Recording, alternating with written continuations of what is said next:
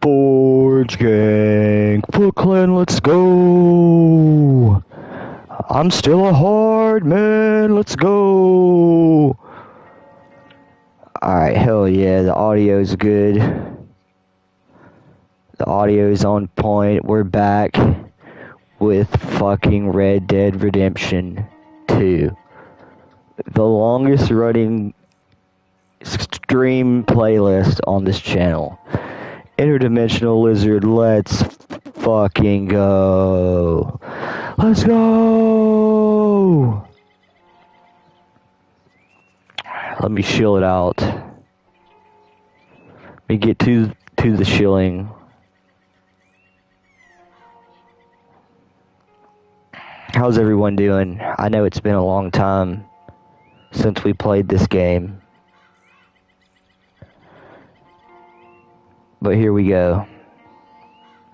This stream is also brought to you by Audible. We'll be listening to Butcher's Crossing.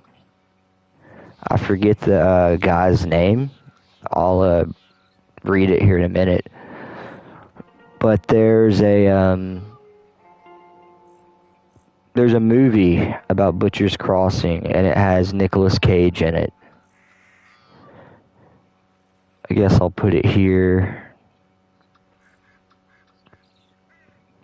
Gaming. Gay gaming. No, I don't want to put it there. Here's some links. Bible study, nah. Promo, sure.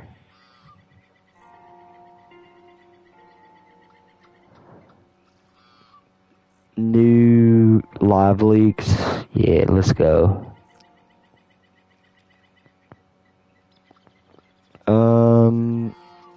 Purgatory, I guess.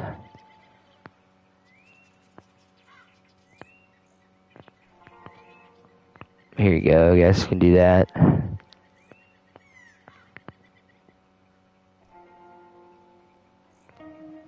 Almost done.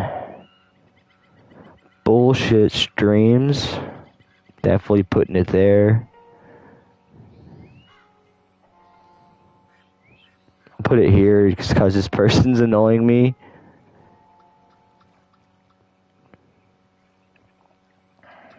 Alright, and games. And Telegram. Let's go to Telegram. Can't leave the right-wing extremists out. Okay, we might even do some online later. Do some online poker. Think that'll be fun. Let's go! Okay, I'm gonna get the Audible up. This is Butcher's Crossing by John Williams. And I'm like 10 seconds behind. So like chapter 10 is gonna, it's chapter 10, but it's gonna say it's chapter 7 because the book is split into two halves. So this is like the second half and going into chapter 7, but it's really chapter 10. But yeah.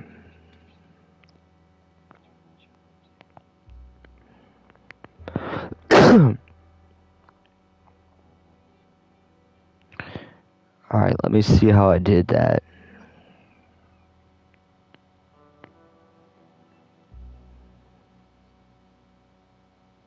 Because he's got to play Murnin. Good Murnin. Good Murnin Words of the Shire. I'm trying to remember how I did this shit. Got the Audible up. Put that there. Then I got to... Maybe I need the iPad? Do I need the iPad for chat? Or can I use this? I wonder if I can use this TV right here. One sec, let's figure this out.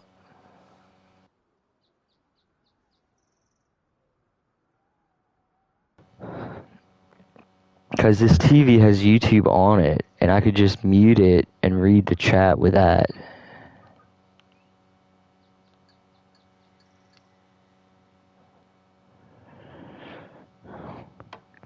machinations. The machinations are unreal. First, the game didn't even want to work. The game didn't even want to turn on at first. I had to like clean it and everything. Like, to make it fucking work. Okay. I gotta... Fuck. Like, there's no way that I'm gonna come up in the search results. There's just no way. I'm like blacklisted, shadow banned. I have no presence.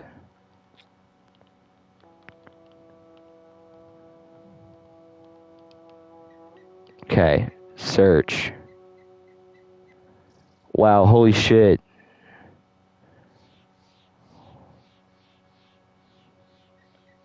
Okay. But how do I see...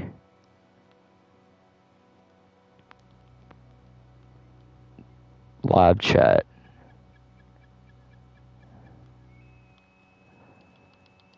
Where is it? I don't know. I'll try and go back and read your chats in case I miss them, but for now, I'm gonna turn off... See, look, right? Yeah, okay, yeah, see, that's good. Okay, so I can turn this off. I can turn this Bluetooth off. Successfully connected. Okay, good. Whatever, nigga, I do not care. Disconnect. Okay, here we go. This is Butcher's Crossing, Chapter 11. When sleep came upon him, his hand was still resting. Got my beer here. Let's go. Chapter 6. The days grew shorter, and the green grass of the flat mountain park began to Forge. What's up, Code? After the first day the men spent in the valley, it rained nearly every afternoon. I gotta remember how to play. The habit of leaving their work at about 3. Oh, and actually, like, look, this is the thing. Like, I was supposed to play Red Dead. Like, I had them in rotation. I had Red Dead Redemption 1, Red Dead Redemption 2. And, like, I would rotate those out, you know, while I played this. But since it's been so long, I was just like, fuck it. I'm resetting it, everything. I'm just starting with Red Dead Redemption 2 again. Next time, it might be fucking Red Dead Redemption 1. I don't know. But, like, there's still 4 hours of this book left, so, I mean, I think we should be able to beat this game with it. Lying about the camp under a tarpaulin stretched from the high sides of You the wagon. complete Red Dead 1? No, not yet. They talked little. Not yet. Irregular patter on the canvas tarpaulin. And they watched the high belly of the wagon, the small rain. Let's go over here, I guess. Sometimes it was misty and gray like a heavy fog that nearly Indian. obscured the opposite rise of tree-grown mountain. And sometimes it was bright and See what John's silvery, up to. as the drops caught by the sun flashed like tiny needles from the sky into the soft earth. After the rain, which seldom lasted for an hour, they would resume their chase and slaughter of the buffalo, working usually until late in the evening. For context, they're on a buffalo hunt. They've been searching for this mysterious buffalo that they couldn't find and thought it didn't exist and shit like that. Deeper and deeper into the valley, the herd was pushed. Until Andrews, Miller, and Schneider were rising in the morning before the sun appeared, so that they could get in a good day. By the middle of the first week, they had to ride more than an hour to get to the main herd. "We'll chase them once, clean to the end of the valley," Miller said when Schneider complained of their long rides. "And then we'll chase them back up this way. If we keep them going back and forth, they'll break up in little herds, and we won't be able to get at them so easy." Every 2 or 3 days, Charlie Hodge hitched the oxen to the wagon and followed the trail of the slaughter. which was marked by a bunched, irregular line of stretched skins. Andrews and Schneider, and sometimes Miller, went with him. And as the wagon moved slowly along, the three men flung the stick. This stream brought to you by Audible. Whoa. This is a family affair, so get out of here. I've been tied up by a cocksucker.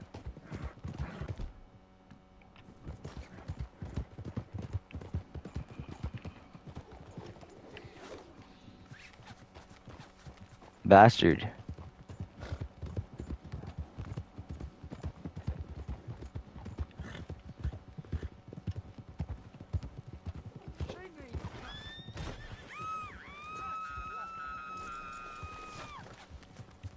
What are you doing, sir? Whoa.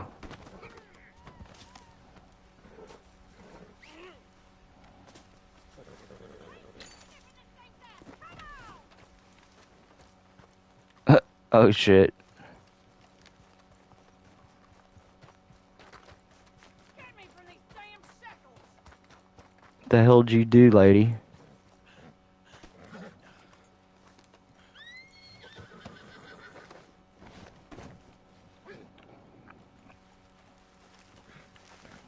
Drop. Come on! Don't you go carrying me around! Hey, don't be no greaser! Quit this torment! What the fuck? Stop moving, bitch. Stop fucking moving. Well, thanks for that one. Damn goat vomit got to thinking I need a salvation. Like I care what his cousins think. Good. The hell? Yeehaw! I feel like having some celebration milk. Damn midget's getting what was forewritten for him, damn sure. Okay. What the hell does that even mean?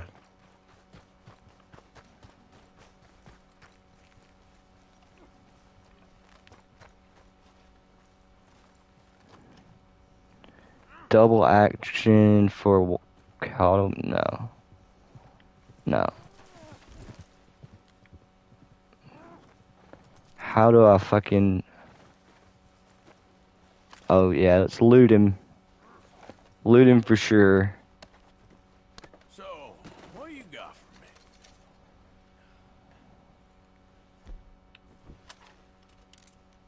Aim.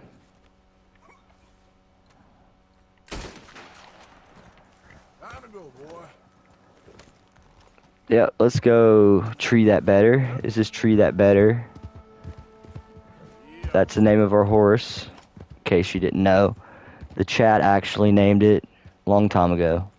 Flint skins into the wagon. Oh, I forgot one place I didn't shill it to. Returned them to the main camp, where they were again tossed from the wagon upon the ground. Then the men stacked them, one upon second. another, as high as they could reach. When the stack was between 7 and 8 feet in height, green thongs, stripped from the skin of a freshly killed buffalo, There we go. were passed through the cuts All right. on the leg skins of the top and bottom hides and pulled tight and tied. Each stack contained between 75 and All right. 90 hides, and each was so heavy that it took the combined strength of the 4 to boost it under the shelter of the trees. At the skinning, Will Andrews' skill slowly increased. His hands toughened and became sure. His knives lost their new brightness, and with use, How they do cut I more clean my surely, gun? so that soon he was able to skin one buffalo to Schneider's 2. The stench of the buffalo, the feel of How? the warm meat on his hands, and the sight There we of go. clotted That's what I blood want to do. came to have less and less impact upon his senses. Shortly, he came to the task of I need skinning fucking gun almost oil, like an bastard. automaton, hardly aware of what he did as he shucked the hide from an inert beast and pegged it to the ground. Whoa! He was able to ride through a Damn massive it, I skinned didn't- buffalo covered black with Sorry, bleeding dude. insects, I didn't mean to and fucking- hardly be aware of the stench that rose in the heat from the Nah, rotting man. flesh. Get out of here. Occasionally, he accompanied Miller in his stalking, though Schneider Whoa. eventually stayed behind. This and is rested, fucked up. Waiting for enough animals to be slaughtered for the skinning to begin. Killed my horse, As you he bastard. went with him, Andrews came to be less less and less concerned with Miller's slaughter of the beasts as such. He Bro, came what to the notice hell? The strategy that Miller employed at keeping the buffalo confined This to a nigga. reasonable area, and at keeping the felled animals in such a pattern that they might be easily Why? and economically skinned. Once, Miller allowed Andrews to take his rifle and attempt to stand. Lying on the ground on his stomach, as he had so often seen Miller do, Andrews chose his buffalo and caught him cleanly through the Fuck. lungs. He killed 3 more before he shot badly and the small herd dispersed. When it was over, he let Miller go ahead while he remained on his stomach, toying with the empty cartridges he had used, trying to fix the feelings he had had at the kill. He looked at the 4 buffalo that lay nearly 200 yards away from him. His shoulder tingled from the heavy recoil of the Sharp's rifle.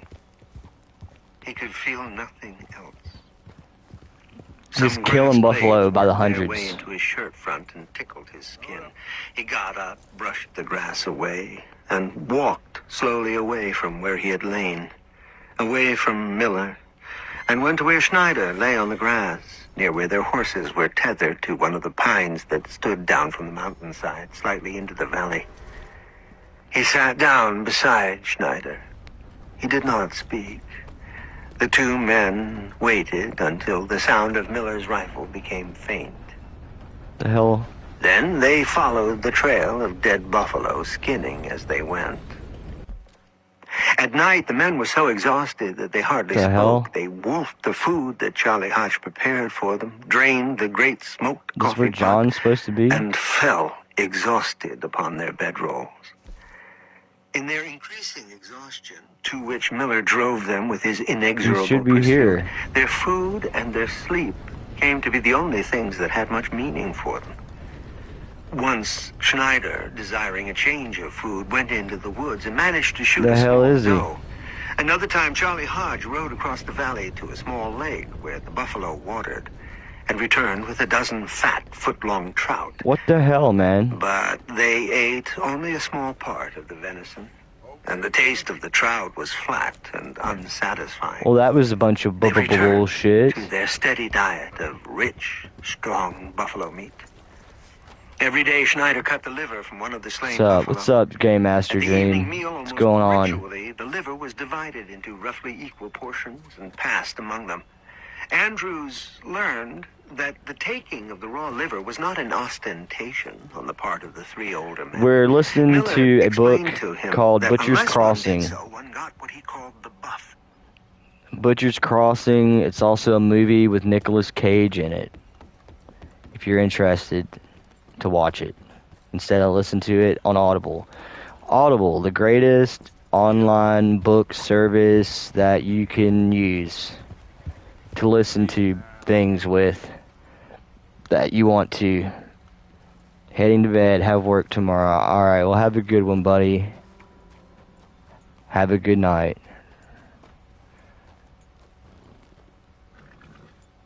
Where the fuck did Audible go?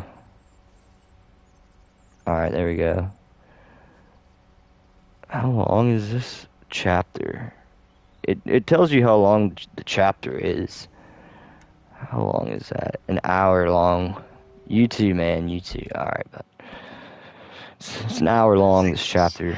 Which was a breaking out of the skin in large ulcerous sores, often accompanied by fever and general weakness. After learning this, Andrews forced himself Okay, to take well, a I bite can't of the go liver see every evening. John, He did not I guess, find 'cause the he got a taste of bounty. it pleasant, but in his tiredness, the faintly warm and rotten taste and the slick, fiberless texture Magnifico. did not seem to matter much. After a week in the valley, there were 10-thonged stacks of No, hides I need, set close like- together in a small grove of pines. I need And like still, this. Andrews could see no diminution post of the office. herds that Where's grazed post office at, placidly on nigga? the flat bed of the valley. The days slid one into Couture another, Springs, is there one marked over by here? evening exhaustion and morning soreness. Window As it had Rock, earlier on their overland voyage when they searched for water, time again seemed to Ches Andrews Porter. to hold itself apart from the passing of the days. I don't Alone know. in the great valley high in the Let's go mountains, this way, I the guess. 4 men, rather What than the being hell? brought close together by their isolation, were thrust apart. So No, that let's each just of go them across the tended more and fucking more to bridge. go his The own fucking... way and fall upon his own where the resources. train is. Seldom did they talk at night. And when they did, their words were directed to some specific business concerned with the hunt. In Miller especially, Andrews perceived this withdrawal. Always a man whose words were few and direct, he became increasingly silent. At evening in the camp, he was by turns restless, his eyes going frequently from the camp to across the valley, as if he were trying to Oh, pick shit. the buffalo herd and command it, even though he could not see it. And indifferent, almost sullen, staring lethargically into the campfire, often not answering for minutes after his name was spoken or a question was asked of him. Only during the hunt, or when he was helping Andrews and Schneider with the skinning, was he alert. And even that alertness seemed to Andrews somehow unnaturally intense. He came to have an Unnaturally image of intense. Miller that persisted even when Miller was not in his sight. He saw Miller's face, black and dull with powder smoke, Can his you go white back? teeth clenched behind his stretched-out leathery lips, and his eyes, black and shining in their whites, surrounded by a flaming red line of irritated lids. Sometimes this image of Miller came into his mind at night in his dreams. And Whoa. more than once he came awake with a start and thrust himself upward out Dreaming of about a the man? and found that he Gay? was breathing quickly, shallowly, as if in Gay, fright, gay, gay, as gay. the sharp image of those eyes upon him dulled and faded and died in the darkness around him. Once he dreamed that he was some kind of animal who was being pursued. He felt a relentless presence that chased him from cover to cover, and at last penned him in a corner of blackness from which there was no retreat. Before he awoke in fear or at the dreamed explosion of violence, he thought he caught a glimpse of those eyes burning at him from the darkness. A week passed, and another. The stacks of hides beside their camp grew in number. Both Schneider and Charlie Hodge became increasingly restless, though the latter See what did not Ches give direct Porter voice is. to his restlessness. But Andrews saw it in the looks that Charlie Hodge gave to the sky in the afternoon when it clouded for the rain that Andrews and Schneider had grown to expect and welcome. He saw it in Charlie Hodge's increased drinking. The empty whiskey crocks grew in number almost as fast as did the ricks of buffalo hides. Okay, there ain't gonna be no And fucking he mailbox saw it also here. at night, when against the growing cold, Charlie Hodge built the fire to a roaring furnace that drove the rest of them away, and covered himself when he bedded down with a pressing number of buffalo hides that he had managed to soften by soaking And them now in a he's thick yellow soup again. of water Like, and what the wood hell, ash. bro? I'll go back One over evening, there and he's near not. the I'm gonna end be of their fucking second livid. week, while they were taking their late evening meal, Schneider took from his plate a half-eaten buffalo steak and threw it in the fire, where it sizzled and curled and threw up a quantity of dark smoke. "I'm getting damn sick of buffalo meat," he said. Damn, you're getting damn sick of my And for a buffalo long meat. moment afterwards was silent, brooding at the fire until this steak was a black twisted ash that dulled the red coals upon which it lay. "Damn sick of it," he said. Damn sick of buffalo meat. Charlie Hodge sloshed his coffee and whiskey in his tin cup, inspecting it for a second, and drank it, his thin, gray fur-covered neck twisting as he swallowed. Miller looked at Schneider dully and then returned his gaze to the fire. Oh, fuck. "God damn it, didn't you hear me?" Whoa, no, not Schneider settings. shouted Don't settings to stalks any me. or all of them.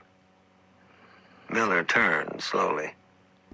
"You said you were getting tired of buffalo meat," he said. You getting tired of that buffalo "Charlie meat, will boy? cook up a batch of beans tomorrow."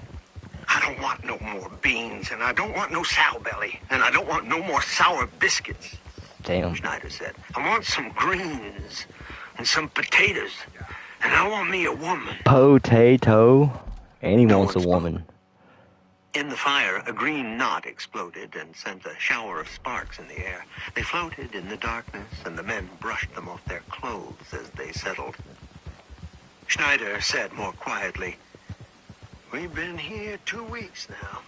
2 That's 4 weeks they've days been there longer just than we were killing supposed buffalo. to be. And the hunt's been good. We got more hides now than we can load back. Let's say let's pack out of here tomorrow. Miller looked at him as if he were a stranger. You ain't serious, are you, Fred?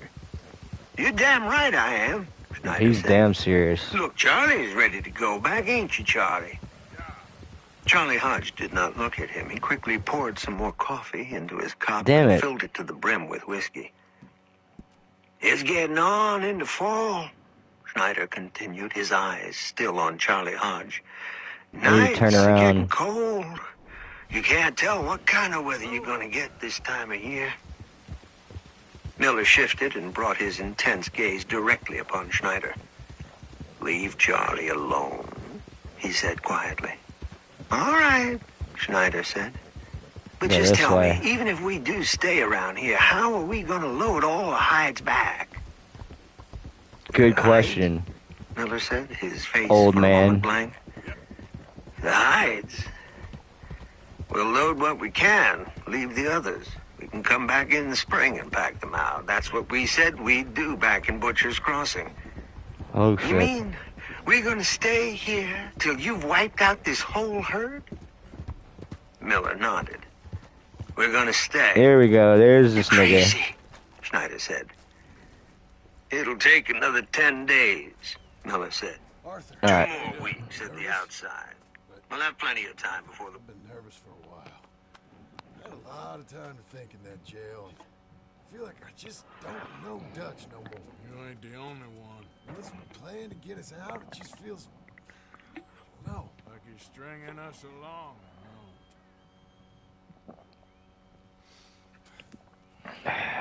Yeah, what the hell, idiot? Blood, revenge.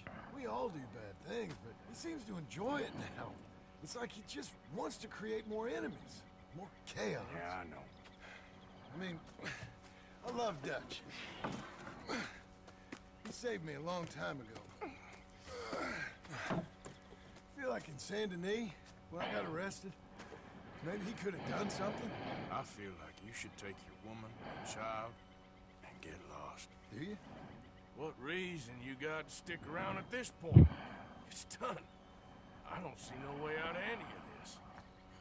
What about loyalty? That's long been broken. But what are you gonna do? Gotta see this through. Try and make some of it right. There was a code we had. Gotta still mean something. Sure, I know, but... Listen to me. When the time comes, you gotta run and don't look back. This is over. It's over. And now? It'll never be over. Help Dutch give the army one final tweak on its nose. Yeah, come on. Help me with the rest of this.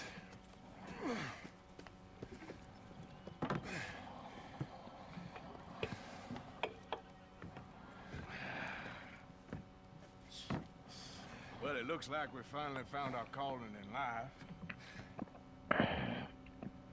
Hold down X as Arthur pushes Lisa. There's a spot about a third of the way across where we can get down underneath and plant the charges. I've already set up the detonator. Sure. Let's get this over with. You hear about Dutch and Cornwall? Yeah. This is what I'm Fucking talking about. More pushing X. More chaos? I mean, we're about to blow up a bridge, for Christ's sake. For Christ's sake. Not releasing any time will cause you to lose speed. Stop. It's good. Alright.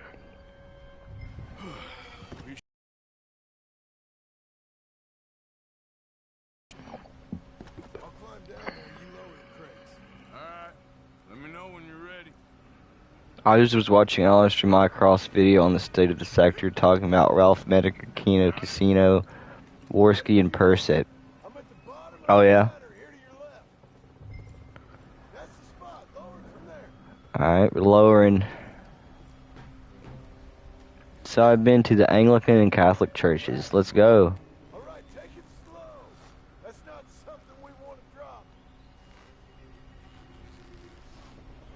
That's it. Nearly there. Okay, good. Grab the other one. This is a call to action. Samson Bros. Alistair has some pretty good takes. Too bad he's such a loser. I haven't seen nothing from him. Surprised he's still alive, to be honest. Start lowering it, Arthur. Nice and easy.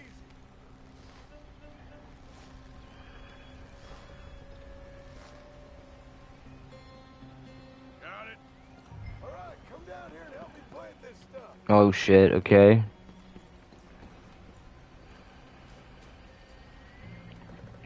What are you doing up there? This whole playthrough has been done in first person also. Grab yourself a bundle from the box. The bridge is wired to the detonator. At this point, I'm looking for a girlfriend. Fuses. There's one on Oh, maybe you'll find one of the churches there, bud. Okay. I sure hope this is enough to blow it. These are mining charges. They ain't easy to come by. If they don't do the job, nothing will. Where am I planting it at?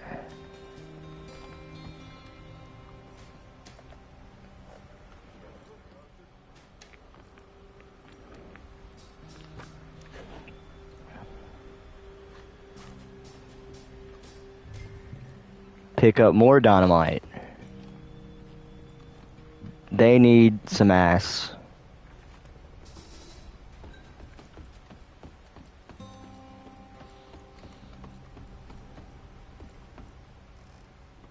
Okay. I should go get the hand cart ready. You okay to finish off down here? Sure. Go on. I can handle the rest. I'll see you up there. Just better work.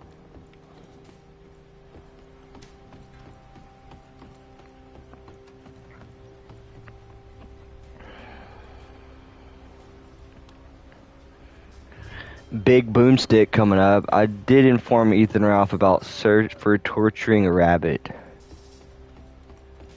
Is that true? Did that really happen? Is that real?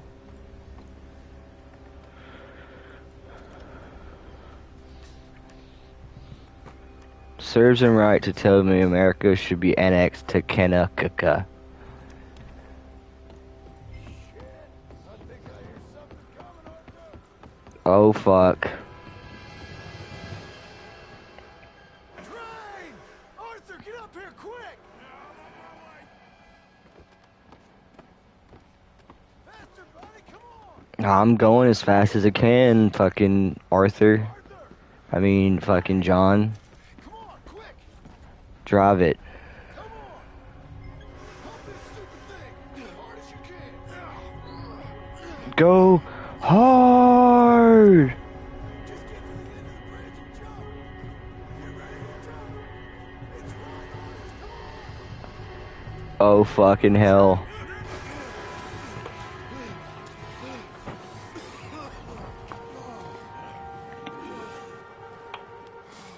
Thank you. No problem. That just ain't how I would die. Come on. Let's go blow this thing up. Hell yeah. Let's go blow this bitch up. The weather turned. The whole goddamn herd? Schneider said and shook his head wonderingly. You're crazy. What are you trying to do? You can't kill every goddamn buffalo in the whole goddamn country.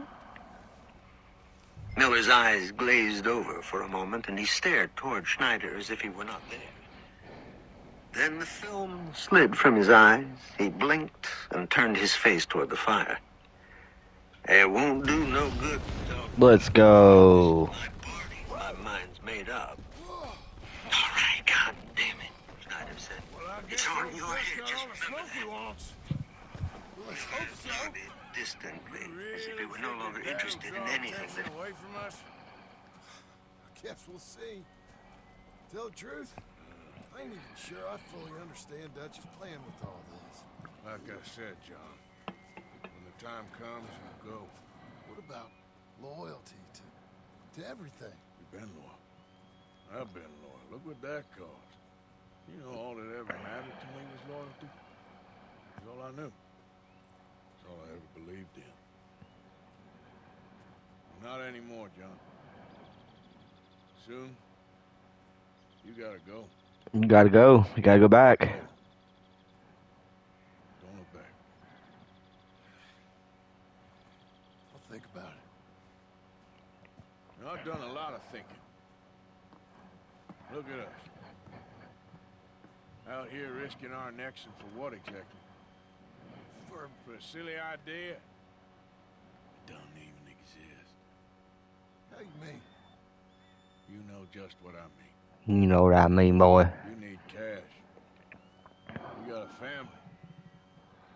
I need a vacation. And Dutch has all the money for safekeeping. You know something? Abigail thinks she might know where some of that money is. Well, you tell her she better make sure.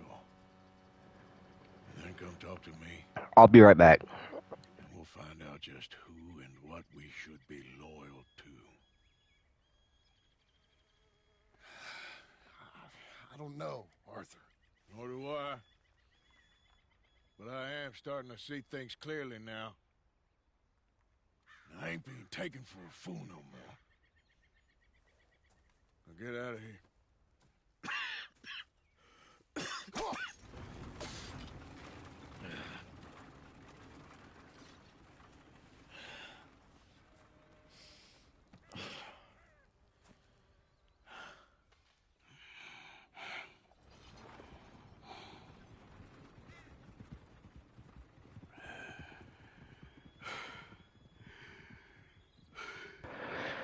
Alright, I'm back. Oh, he's having an attack there.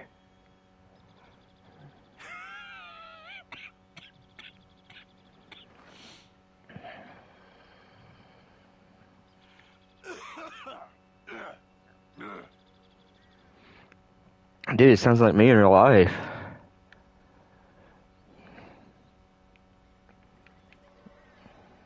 The hell move, dude.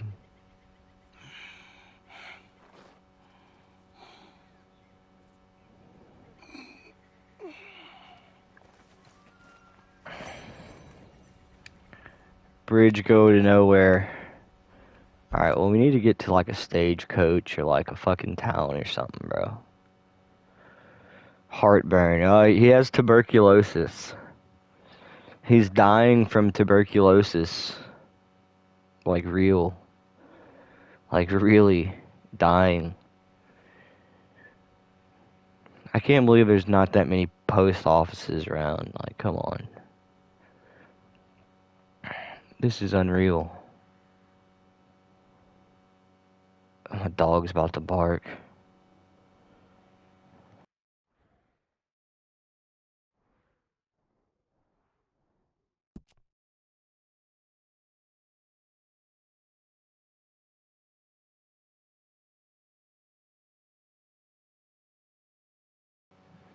Alright, let's go here next.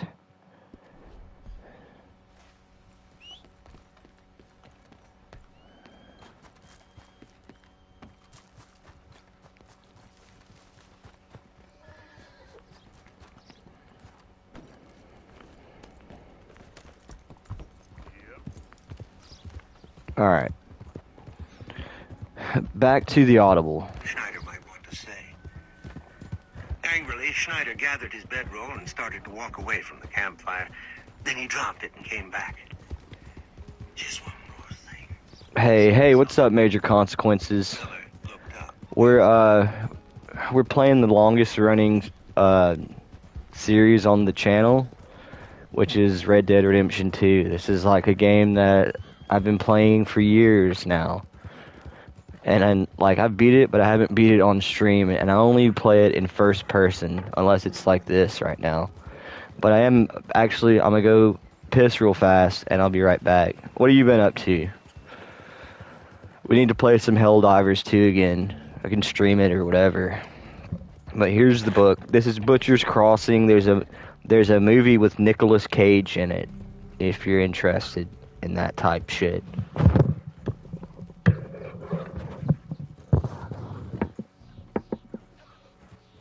Yes?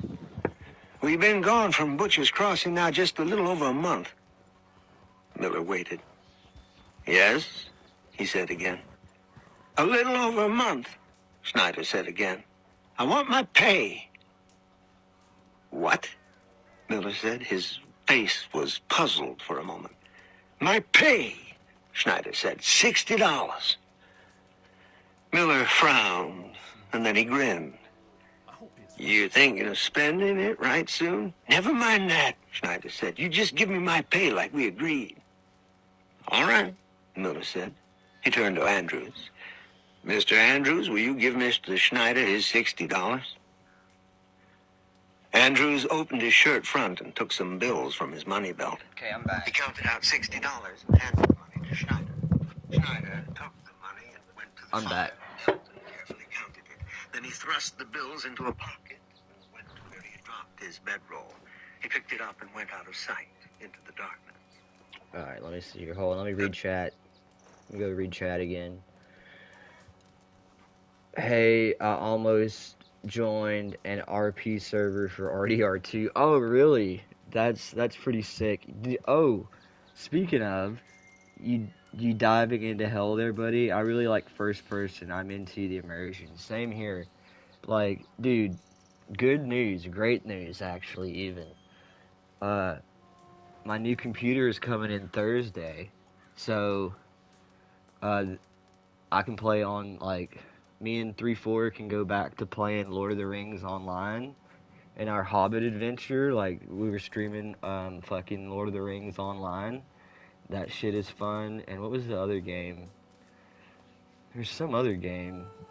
I was really into Lord of the Rings online, though. Because it's free!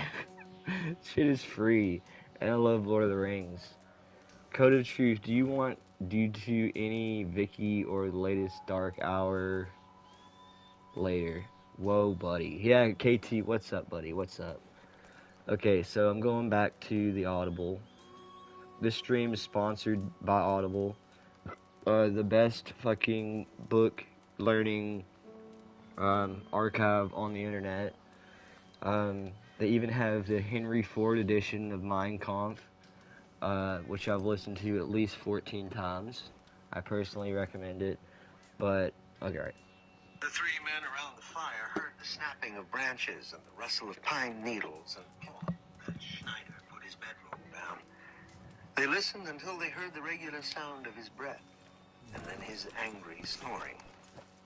They did not speak. Soon they, too, bedded down for the night. When they woke in the morning, a thin rind of frost Okay, we're over here. crusted the grass that Right lay on the now? valley bed. In the morning light, Miller looked at the frosted valley and said, "Their grass is playing out. Hello? They'll be trying to get through." Come in. The hell? You glitching there? You glitching out?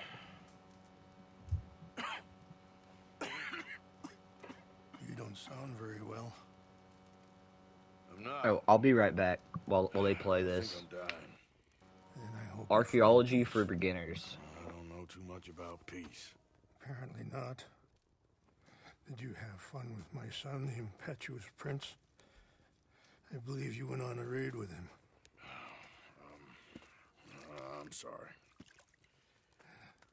I suppose I lack the grandeur of a conventional king. I don't know too many kings. Colonel Favors, he has already exacted some measure of revenge for the raid. 2 women were assaulted by his men. I'm very sorry about all of this. Alright, I'm back. Sometimes the correct path, the bravest path, is the least obvious, and also the gentlest. I'm a great disappointment to my son. Your son seems to want a war. My son War? thinks there is glory in death. Maybe he's right, but for me, I saw death being handed out so freely by the most foolish of men. I never could equate it with victory. I might do some Glory has come some with online service. poker. Maybe not, I don't know. We'll just go fuck around, but yeah, fucking roleplay, Call of Duty, not Call of Duty, Red Dead sounds fucking hilarious. Your friend, Mr. Vanderlyn, he talks a lot. I don't know him, But my son is easily lit. I'm not sure I get you. Perhaps we could go for a ride. I'm an old man. My whole life I have tried to bring peace. Oh, like poker in game? Yeah, yeah. You can play online. And maybe you can take. You can go to saloon and shit. Please, I'll show it you. won't take long. And maybe I can help you with that cough. Sir! I'm glad I caught you, sir. Captain Monroe, do you know my friend, Mr. Morgan? No, sir. I don't have the pleasure. Arthur Morgan. That's an honor, sir. How can I help you, Captain? I was just in Saint Denis. I spoke with the mayor. It's not good news, I'm afraid. May I ride with you for a little? Of course. What we drinking? I'm I'm always drinking the light beer. You know that, Major. You know that, Major. Sacred to me, a place for reflection and healing. I know you're into your IPAs. your IP special IPAs. Okay. I'm a simple man. Yes, sir. Yeah, I know. As I mentioned, I did speak again with the mayor. I'm a simple man. Affairs in Saint Denis at length. Regrettably, it appears the oil I hate IPAs. Oh, I thought you said you liked IPAs. I suppose there's much. So what does that mean for us now? Microbrew these nuts. I didn't get the impression anything would be happening for A nice lager. That's it. That's right. You said. I remember now. I know, Captain. IPA way too hoppy. Do as much as I can. Mr. Morgan, would you have time to help me at all? Or a Bach. Rather, certain actions were taken by A friends Bach. outside the tribe. Like a rooster. Captain Monroe.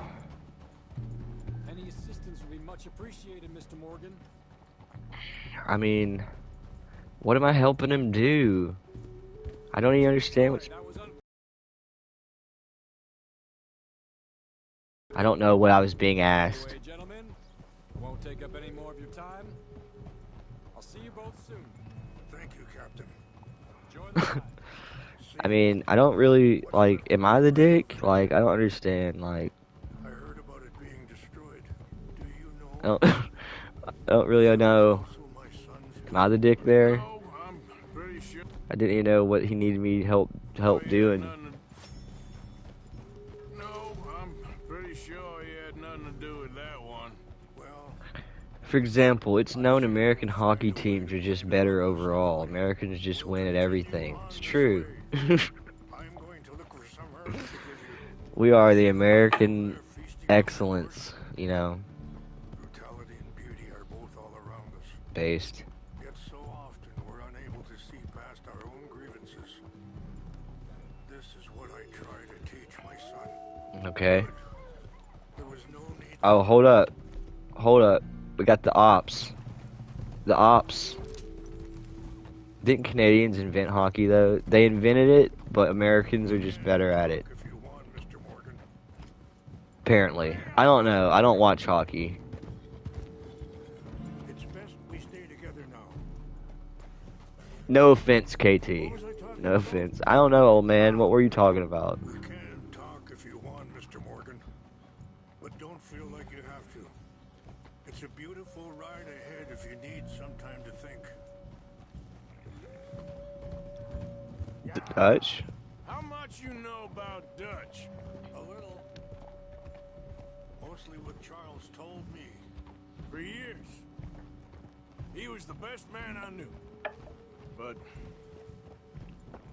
he's been unraveling for some time It's now. getting kind of gay, Arthur. Sorry, hold up a moment. Okay, American hockey teams are agents of Russians and Europeans. That is true. They got more money to spend. Heh. Team sports are gay. Yeah, I just watch wrestling. I just watch wrestling. That's redneck anime. Okay, that is redneck anime.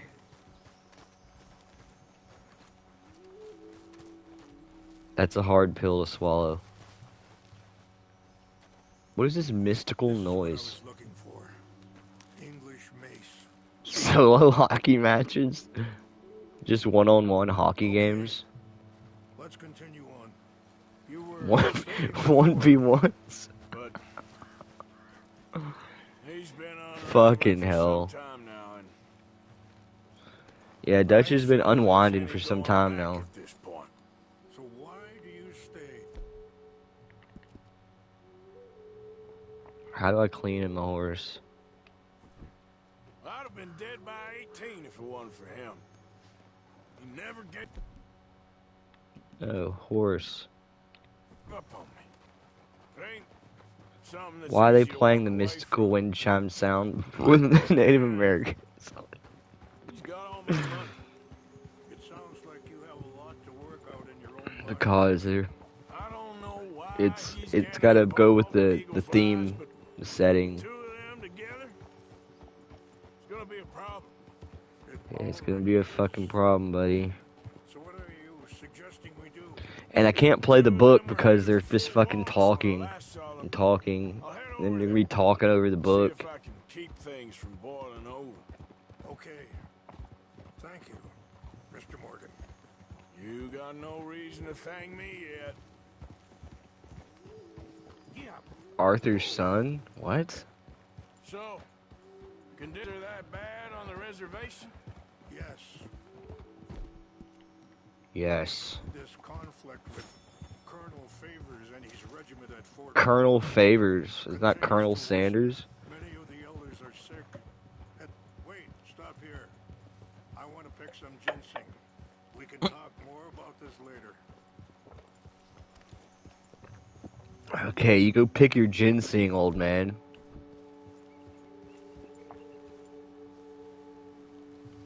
Gonna get attacked by like wolves or some shit, bro. Like, what is that? Is that a deer? Where's my fucking rifle at? Okay. This will combine well. Well, he probably won't like it if I kill a animal, right?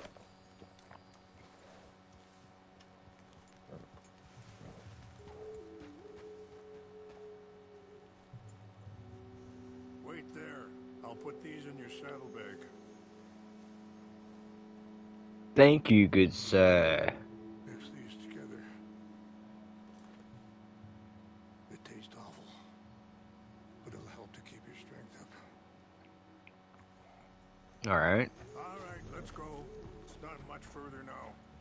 Now I was saying, I don't even know what we're many doing. of the elders are sick, and the young feel that any compromise is an admittance of defeat. Yeah. Admit, compromise eat ain't an defeat. easy thing to learn. I felt like that once Eat too. defeat. I was there 20 Thank you, years good ago, Slayer. and I saw where it led. But my people come to me for answers.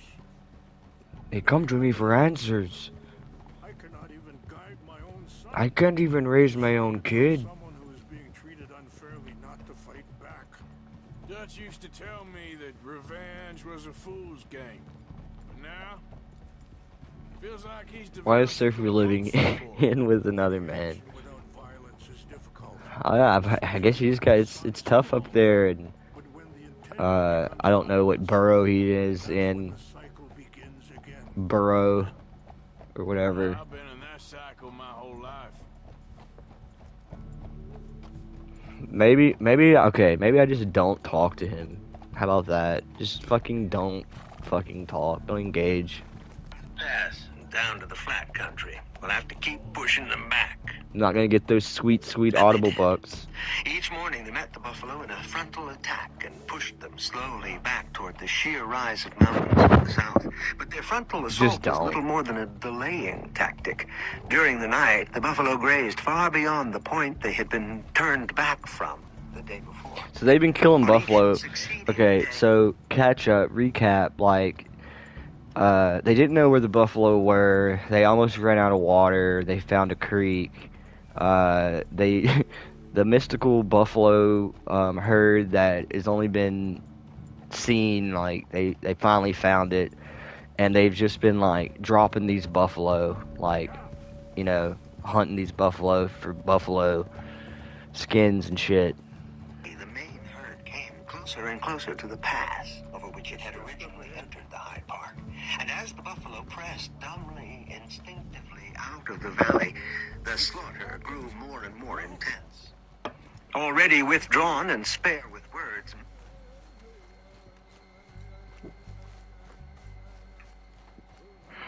The hell happened? They destroyed everything. I need to find the Chanupa. The Chanupa? Your chalupa? What'd you do with your chalupa, buddy? Do this. Someone who wanted to enrage you. Buffalo and Hyson went Help me look around. extinct. Please. Bison. There's still some. They still got some bison. What is it? A ceremonial pipe. There was that, As to what happened. what's it called? The Artrioch bull that, like, Hitler was trying to, like, breed back into existence. Or the Auroch. I said almost. Okay, yeah, fair. The Auroch. Hitler tried, like, breeding that thing back into existence and, like, let it live in the forests of fucking Bavaria or whatever. They reintroduced him and it worked. Alright, we're on the case, chat. Gotta find his secret smoking pipe or whatever. A place of peace. Whiskey. Bastards are having a party up here. Okay. Let's continue on.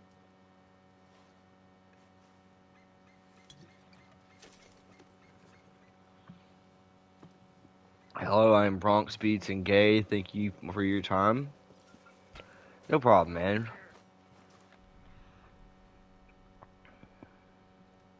Inspect. Yoink. There's an army flask here. There's some whiskey here. Over here. Investigate the clue near Rains Fall. Dude, I was on it. Well, if they drank all that, they too far. Yeah, well, still no sign of the Chanupa.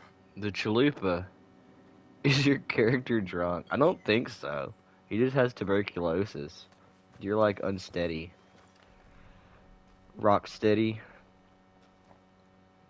Focus on track. Unknown animal. How about this? They're just a bunch of alcoholics. Sure looks like they was doing some drinking. Okay. Let me give this some more thought. There's still 54 minutes of this chapter left. Brought to you by Audible. Miller became, with the passing days, almost totally intent on his kill. Oh And shit. even at night in the camp, he no longer gave voice to his simplest needs. He gestured toward the coffee pot. He grunted when his name was spoken. And his Oh, direction yeah, sure enough. them became curt motions of hands and arms, jerks of the head, and guttural growlings deep in his throat. Each day he went after the buffalo with 2 guns. During the kill, he heated the barrels to that point just shy of burning them out. They must have been the ones who did this. Schneider and Andrews You had to work more and surprised more this happened? swiftly to skin. Not at all. But I hope we were past this. Well, you got land. Does Audible have Dexter? Land with oil. They moved us here. They've taken everything. Dexter we had. books? I can look real fast 3 treaties while they're myself, talking and and they've bullshit. broken each one. Now they've taken the last hope.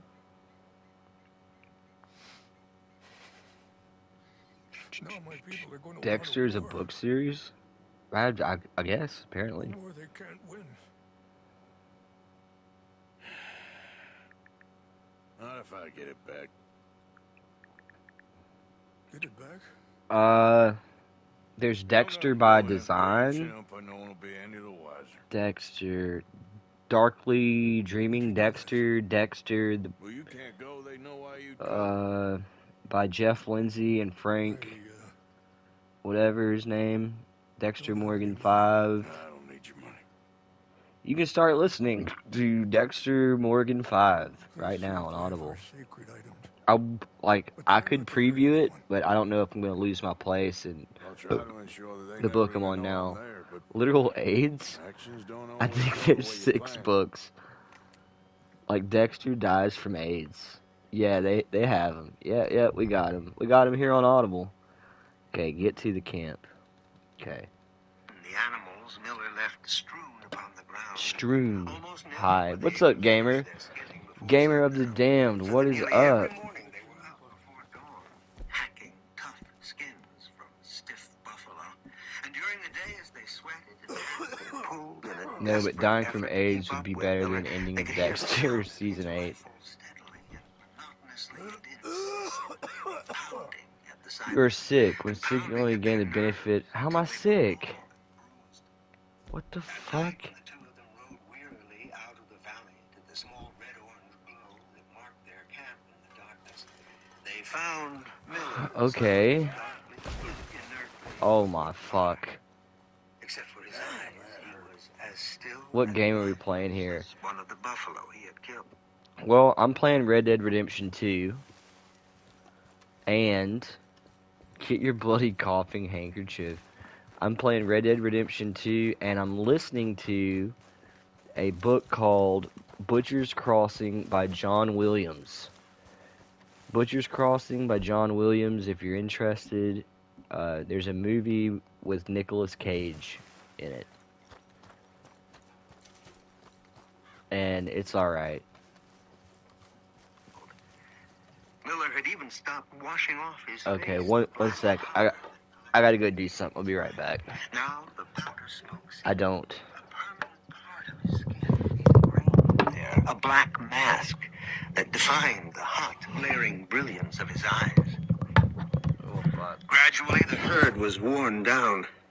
Everywhere he looked, Andrews saw the ground littered with naked corpses of buffalo, which sent up a rancid stench to which he had become so used that he hardly was aware of it. And the remaining herd wandered placidly among the ruins of their fellows, nibbling at grass flecked with their dry brown blood. With his awareness of the diminishing size of the herd, there came to Andrews the realization that he had not contemplated the day when the herd was finally reduced to nothing, when not a buffalo remained standing. For unlike Schneider, he had known without questioning or without knowing how he knew that Miller would not willingly leave the valley so long as a single buffalo remained alive. He had measured time and had reckoned the moment and place of their leaving by the size of the herd, and not, as had Schneider, by numbered days that rolled meaninglessly one after another. He thought of packing the hides into the wagon, yoking the oxen, which were beginning to grow fat on inactivity and the rich mountain grass, to the wagon and making their way back down the mountain and across the wide plains back to Butcher's Crossing. I'm doing something real fast. He could not imagine what he thought of. With a mild shock, he realized that the world outside the wide, flat, winding park, hemmed on all sides by sheer mountain, had faded away from him. He could not remember the mountain. Okay, I'm back. Which they had labored, or the extent of the land over which they sweated and thirsted, or Butcher's Crossing, which he had come into and left only a few weeks before. That world came to him fitfully and unclearly, as if hidden in a dream. He had been here in the High Valley for all of that part of his life that mattered.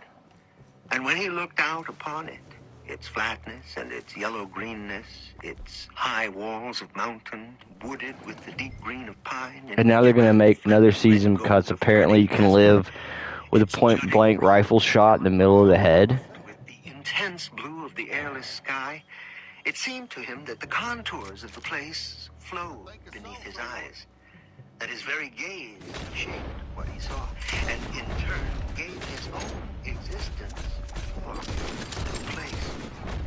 He could not think of himself outside of where he was. Bastard. On their 25th day in the mountains, they arose late. For the last several days, the slaughter had been going more slowly. The great herd, after more than 3 weeks, seemed to have begun to realize the presence of their killers. Whoa, I'm sliding down the fucking thing. They began to break up into a number of very small herds.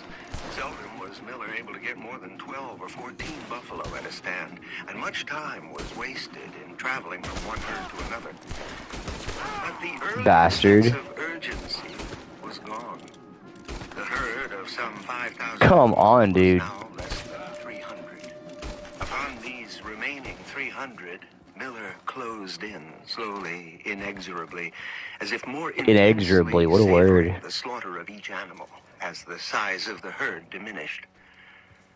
On the 25th day, they arose without hurry, and after they had taken breakfast, they even sat around the fire for several moments, letting their coffee cool in their tin cups.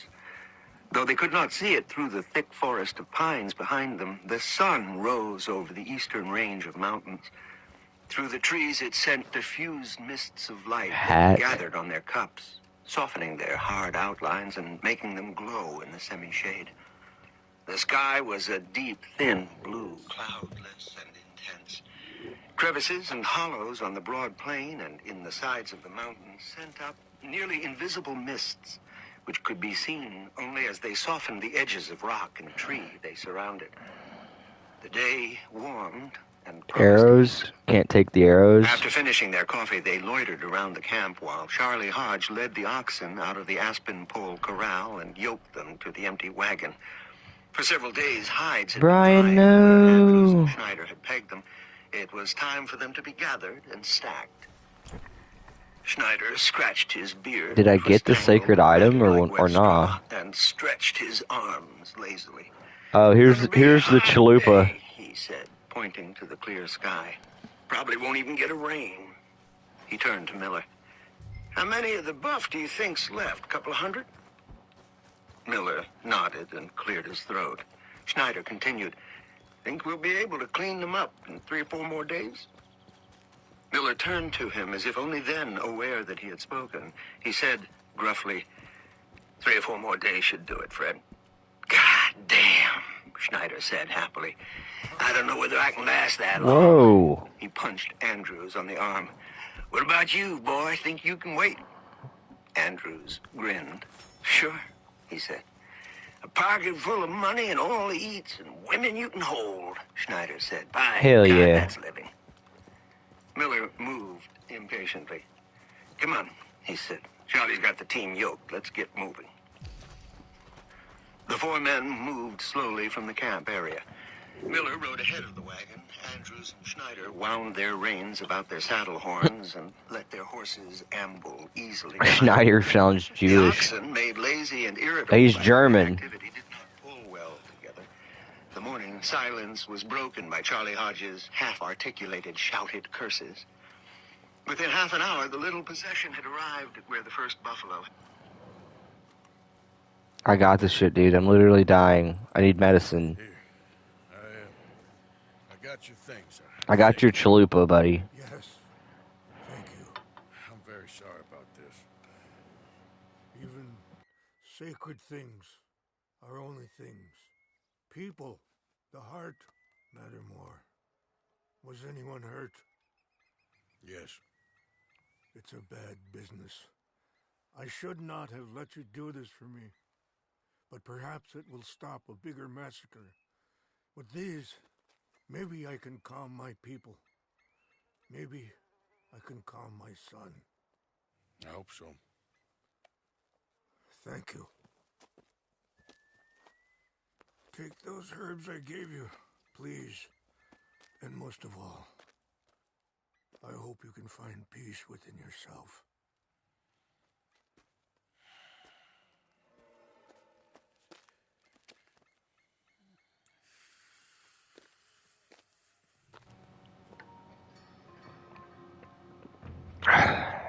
Okay. I need to go get some medicine or see a doctor. He's a man who, not so long ago, I would have found weak and pathetic. Now I see as wise and thoughtful and sensible. I would love to help him, or at least stop Dutch pushing his son to do something real stupid.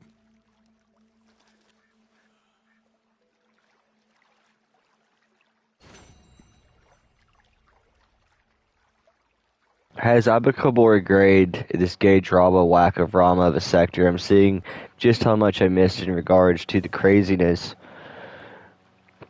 of 2016. Well, there you go. You know, sometimes we just take things for granted. Alright. Let's do some fishing. There's, let's see, 46 minutes and 55 seconds left of this. More than 3 weeks before, the meat on the corpses had dried to a flint-like hardness. Here and there, the flesh had been torn away by the wolves before they had been killed or driven away by Charlie Hodge's strychnine. Where the flesh was torn, the bones were white and shining, as if they had been polished. Andrews looked ahead of him into the valley. Everywhere he looked, he saw the mounded bodies. By next summer, he knew the flesh would be eaten away by vultures. Wait a second. Rotted away by the elements. He tried to imagine. Trying to remember how to do it. Spread about with the white bones. He shivered a little, though the sun was hot. Soon the wagon was so thickly surrounded by corpses that Charlie Hodge was unable to point it in a straight direction. He had to walk beside the lead team, guiding it among the bodies. Even so, the huge wooden wheels now and then passed over an out-thrust leg of a buffalo, causing the wagon to sway. The increasing heat of the day fucking cast the thing. Stench of rotting flesh. The oxen shot away from it, lowing discontentedly and tossing their heads so wildly that Charlie Hodge had to stand many feet away from them. When they had made their slow way to where a wide space was covered with pegged-out skins and fresh corpses, Andrews and Schneider got down from their horses.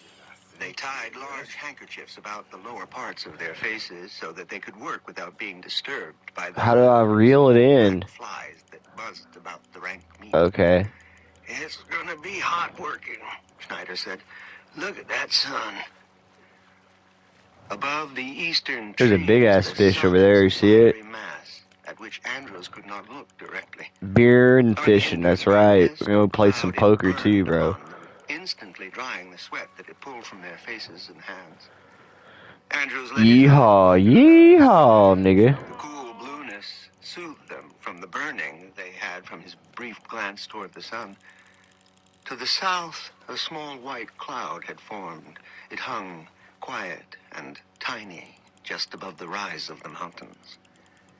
Let's get going, Andrews said, kicking at a small peg that held a skin flat against the earth. Look at this little bitch. As Steve 4 here, he's an expert fisherman.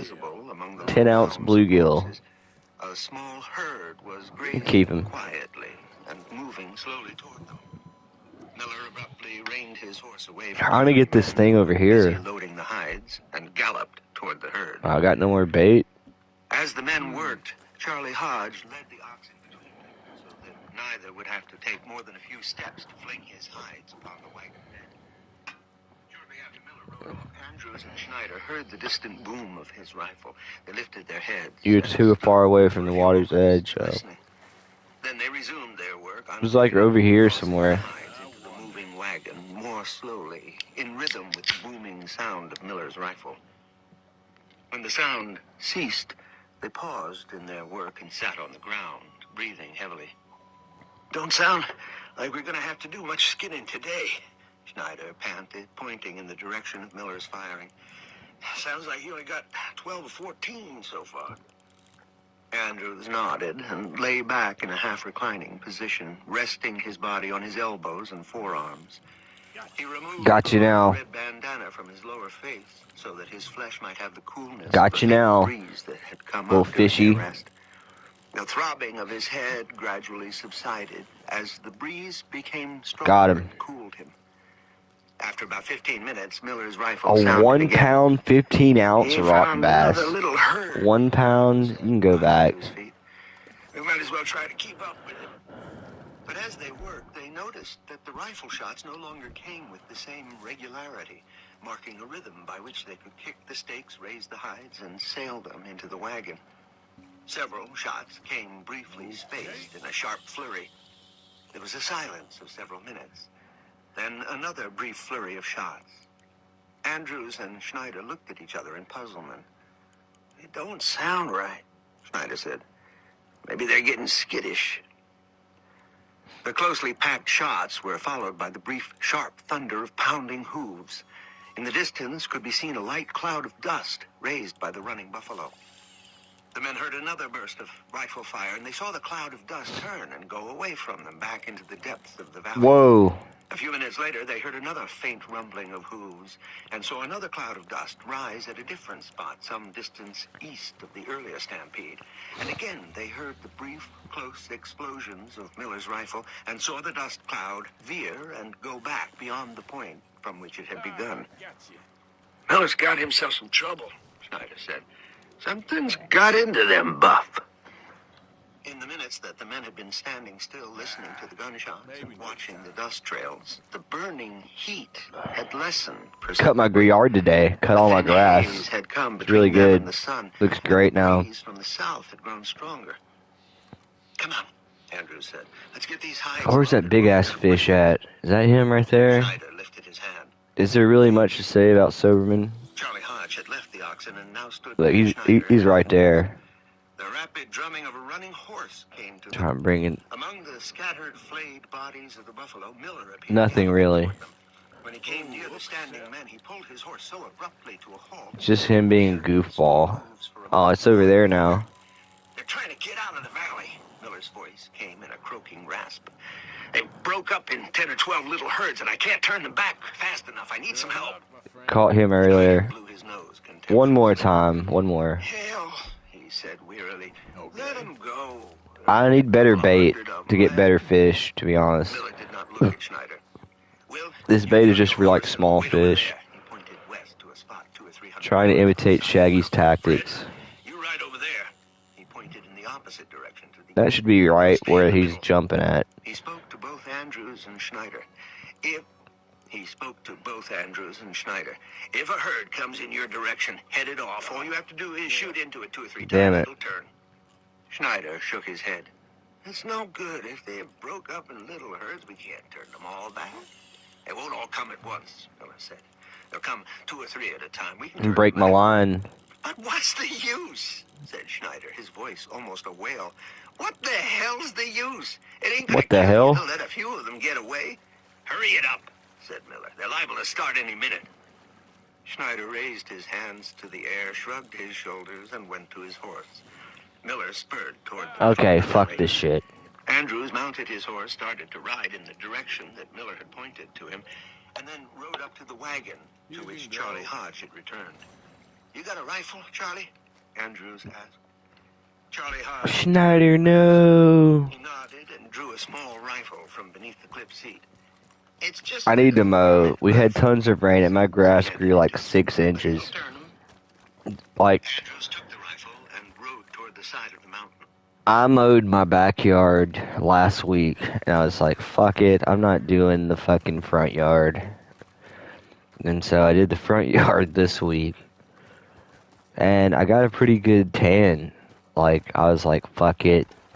You know, I always have a farmer's tan. So I just took my shirt off and was like, fuck it. It got really, like, it feels good. It feels good. I can still feel the heat in my skin right now. You know, I mean, like the sun. The power of the sun. Okay, where do I need to go? I need to see a fucking doctor. I know that. I'm gonna fucking die. Sadie Adler? Really? Sadie's the only nigga? Rip alabaster skin. Weapons forbidden. Is that a mission? You got the vitamin D though. That's... Hold on. Oh wait, I can look over here. That's good. Yeah, I guess. Yeah, it's good. I might have messed up and skipped some of the side quests. Oh, on Stalker of the Zone? Oh, I can go here and reset my fucking, bounty or whatever. He pointed his horse in the direction that the buffalo would come from and waited. Buffalo. Looked across the valley. Miller had stationed himself in the center, and he leaned forward on his horse Okay. toward the herds that none of them could see. Beyond Miller, small in the distance, Schneider slouched on his horse as if he were asleep. And listened for the pounding of hooves, which would mark the run of a herd. He heard nothing save the soft whistling of the wind around his ears, which were beginning to tingle from the coolness.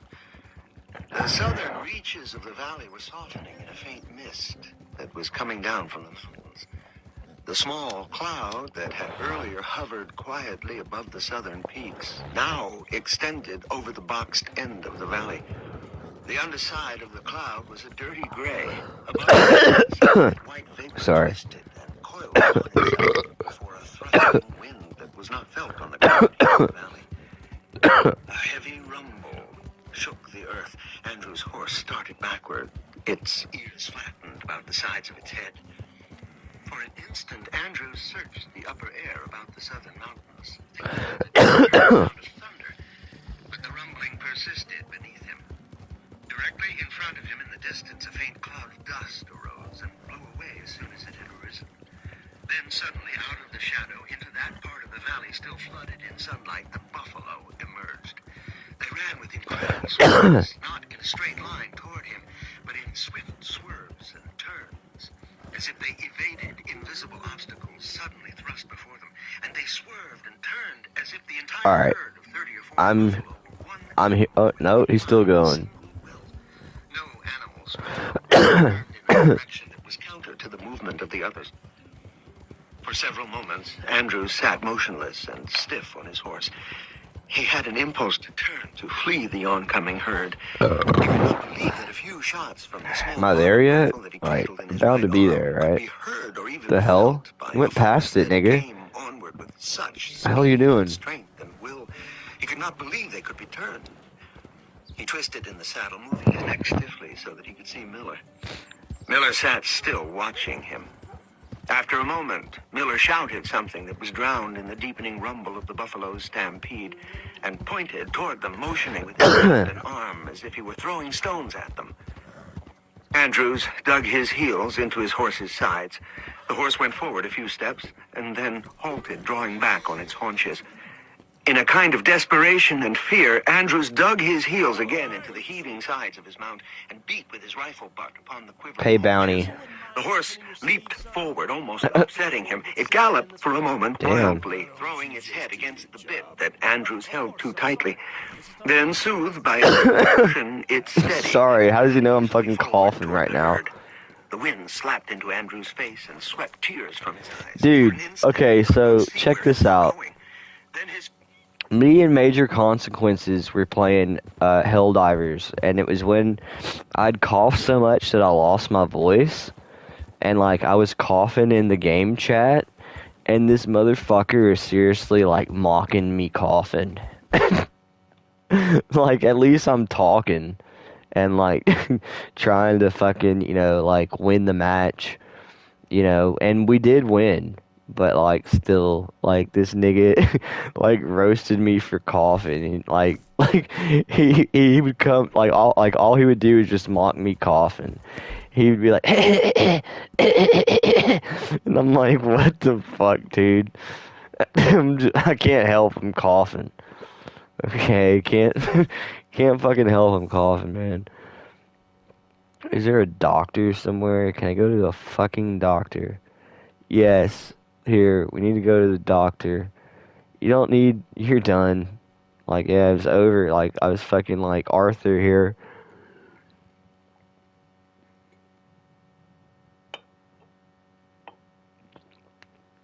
Yeah, but you hot mic the entire time. They're on push to talk. Well, yeah, I mean, I just have my mic open. Like, I don't care. You know, I'll mute something, you know, if I need to talk to somebody or some shit, you know. But other than that, how is there not a train in Saint Denis?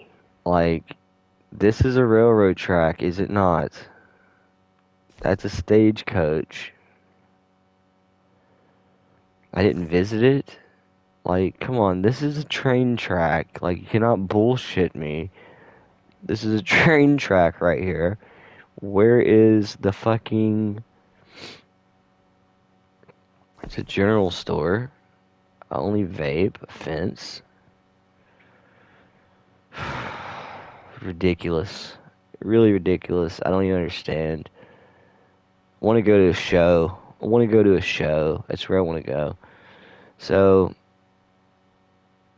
let's see if we can talk to this nigga. So we don't have to fucking, like, ride the horse all the way there. His vision cleared. The buffalo were less than 300 yards away from him, swerving and turning erratically, but heading toward him. He pulled his horse to a halt and flung his rifle to his shoulder. The stock 'Cause I need to go cold against piss. his cheek. He Khaki's fired not once here to into count the my midst piss of the running breaks. herd. He barely heard the rifle shot above the thunder of hooves. He fired again. A buffalo stumbled and fell, Roads. but the others came around it, Saint flowing Denis. over it Okay, like let's go. tumbling water. He fired again and again. I'm gonna go piss and I'll be right back. Swerved to his left, cutting across the valley toward Miller.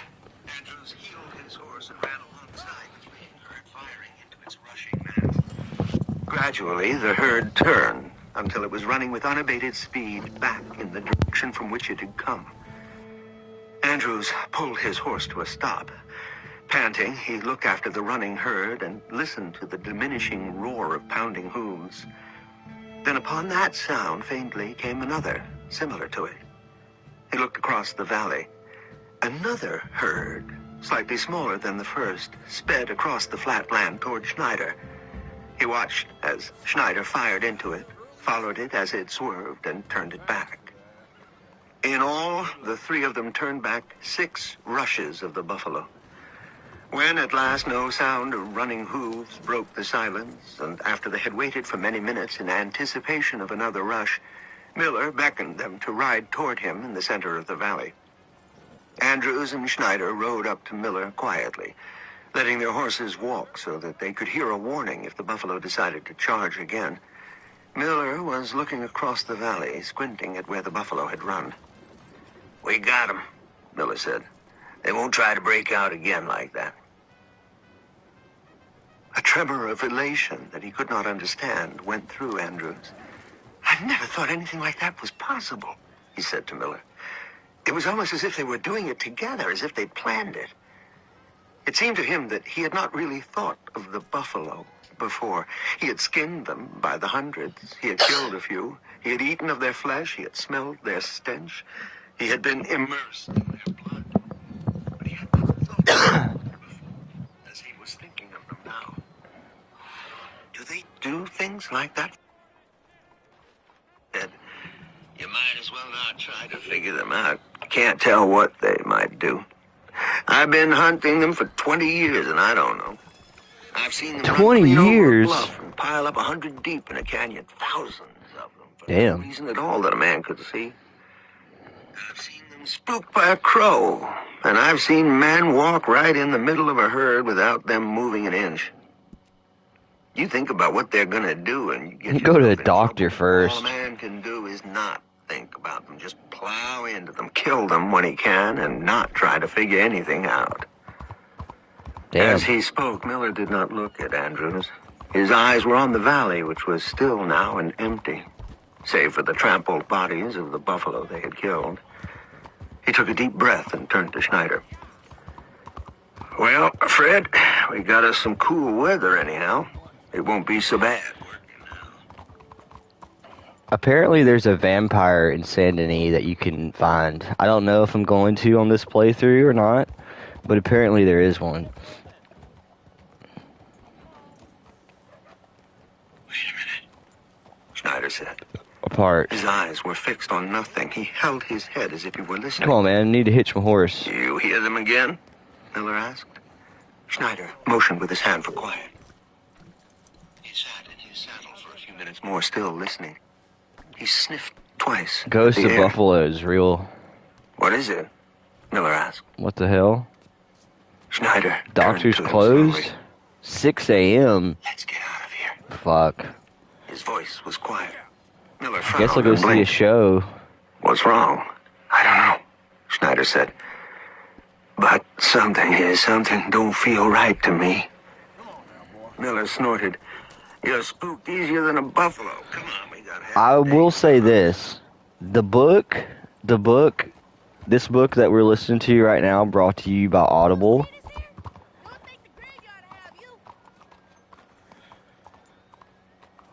Now, what'd you say?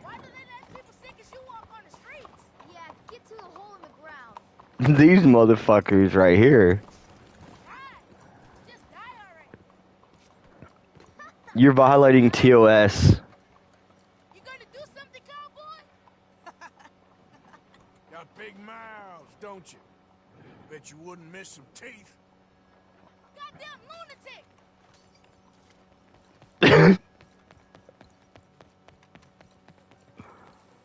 Stop, or I start shooting. Let's get those hands up nice and high.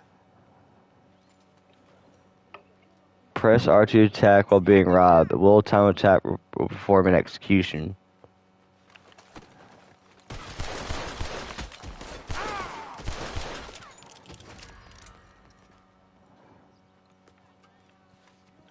They started it. Like, what the hell?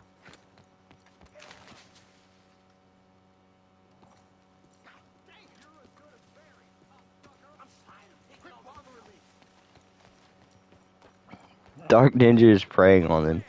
This is where you die. Here. Nope.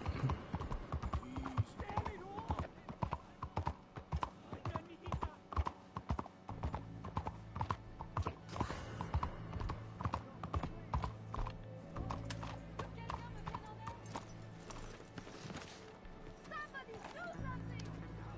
Fuck.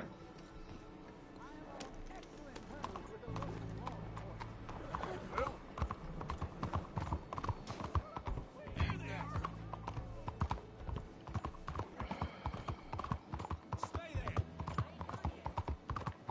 Whoa. I've had it. Yeah. Damn it, bro. Alright, hold on. Whoa. They'll quiet down in a while, and I can get a good number before it's dark. How are you wanted? What the fuck? White male. The three men sat in their saddles, quiet, listening for something they did not know. The wind had died, but a slight chill remained in the air. They heard only silence, no breeze rustled through the pines, no bird called. One of their horses snorted. Someone moved in the saddle, and there came the thin sound of leather creaking. To break the silence, Miller slapped That was his pretty horse epic, down though. Schneider and said loudly, "What the hell?" What the hell? But he did not continue. He was silenced by Schneider's outstretched arm and hand and finger, which seemed to point at nothing. Puzzled, Andrews looked from one of them to another, and then his gaze halted in the air between them. Out of the air, large and soft and slow like a falling feather, drifted a single snowflake. Is it gone now? As he watched, he saw another, and another. A grin broke out on his face, and a nervous bubble of laughter All right, came up in cool. his throat. "Why, it's snowing," he said, laughing, looking again from one of them to the other. Wanted, "Did you dead, or think this alive. morning that..." Need to go back here and His fucking voice pay my died in bounty his again, throat. I guess. Neither Miller nor Schneider looked Even though I at him, and shouldn't neither even gave any be, sign that have they a knew he fucking had bounty. spoken. It's ridiculous. Their faces were tense and strained at the thickening sky from which the snow was falling more and more rapidly. Andrews looked quickly at Charlie It Hodge, should at least take half who a was day sitting for it to get motionless around some that you yards from wanted. the others on his high wagon seat. Charlie Hodge's face was raised upward. I'm just immediately His arms wanted were here. clasped together over his chest. His eyes rolled wildly, but he did not move his head or unclasp his arms. "Let's Oh, go," fucking Miller said hell, quietly, bro. still looking at the sky. "We might just make it before it gets too bad." He pulled Killed the my horse fucking around and rode horse. a few steps up to Charlie Hodge. He Come leaned on, from treat the that saddle and better. shook Charlie Hodge roughly by the shoulder. Let's "That's go. all, Charlie." No. For a moment, Charlie Hodge did not seem to know Miller's presence. And when he turned to face him, he did not appear to recognize the large, black-bearded face, which was beginning to glisten from Fuck. melting snowflakes. Then his eyes focused, and he spoke in a trembling voice. "You said it would be all right." His voice gained strength, became accusing. "You said we'd make it out before the snows came." "It's all right, Charlie," Miller said. "We've got plenty of time." Charlie Hodge's voice rose. "I said I didn't want to come. I told you, Charlie." Miller's voice cracked, and then he said more softly, "We're just wasting time, get your team." Okay, so it's come to. They've been killing Buffalo for so long. They've been now. Charlie Hodge, the old man, there was some other escapade that they went on, and he basically lost his hand to frostbite. Okay, now they like don't care. Okay, and like he has this PTSD about fucking winter and like cold type shit, you know. Like he's freaking out that like they've been killing buffalo for so long that now they're trapped in the canyon or trapped in the valley during the winter. Headed back to camp. Charlie Hodge looked at Miller, his mouth working but moving upon words that did not become Vaudeville. sound. Then he reached behind him and took from its clip the long bullwhip, the braided leather of which trailed from the heavy butt. Make this He country a real whistled it over the ears democracy. of the lead team, in his fright letting the tip come too low and drawing blood from the ear of the right lead ox. The ox threw his head around wildly and jumped forward, pulling the surprised weight of the other animals. For a moment, I'd the argue team that's not floundered, crazy each member pulling to in a be different worried about. direction. Then they settled together and pulled steadily. Charlie Hodge cracked his whip again, and the team broke into a Ticket for lumbering one. run. He made no effort to guide the animals among the corpses of the buffalo. The wagon wheels passing over the bodies pitched the wagon wildly about. Stiff hides slithered off and fell to the ground. No one paused to retrieve them. The three men on horseback rode close to the wagon. They had to pull back on their reins to keep the animals from bolting and running ahead. Within a few minutes, the air was white with snow. Dimly, on either side, they could see the veiled green of the mountainside, but they could not see ahead to their camp. Where's my sea at? Shadowy pine trees on either side of them guided their movement upon the flat bed of the valley. Andrews squinted ahead toward their camp, but all he could see was snow, the flakes circling and slowly falling. Okay, hold on. Tasked with bringing you the greatest show in Saint-Denis, or for that matter, the whole world. I Just fucking troll this guy. and fortitude to bring you Haggling. exhibited together Heckling. comprise the most amusing actors, captivating performers, and feats of amazement for your emotional, spiritual, and psychological enhancement.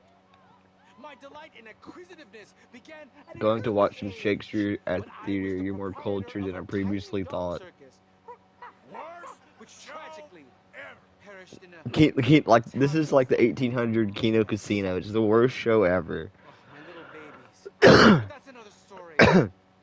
Let us prepare now for a phenomenal evening. Huckster. From my time in A France, huckster. these A lovely husker. girls who would dance, Husky. expose their bloomers for a piece of This is not molasses Othello. candy. No, this is not Othello. I bring you the girls of Petit Flaneur in Gay Paris.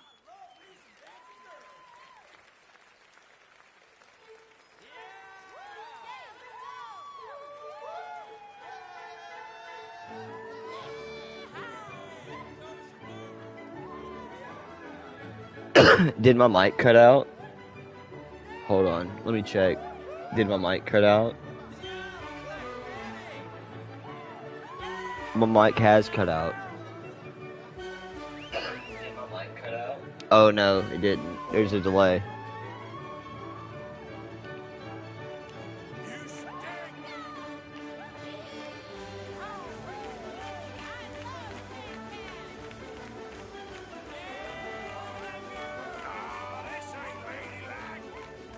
This ain't ladylike at all.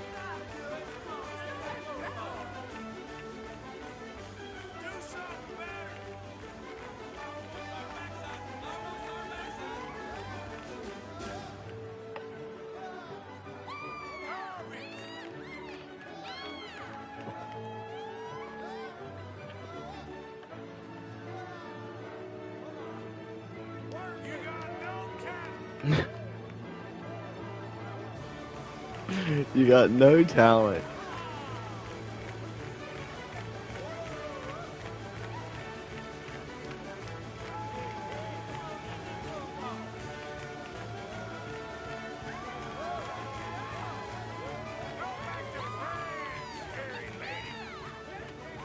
Go back to France, Harry ladies. Whoa.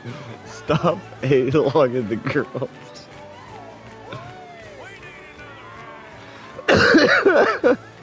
I'm A-logging the whole show, but...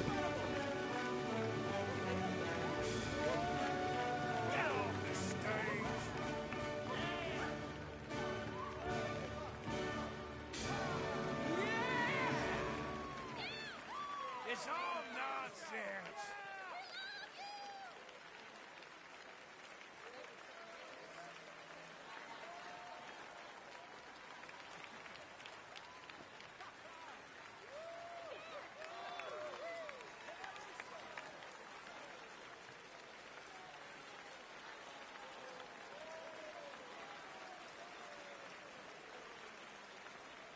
Majestic!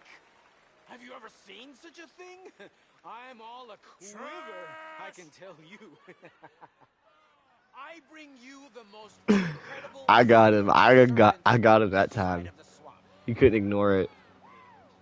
From LaGrasse she is, speaking in that battered tongue, but bringing us a show unlike any other.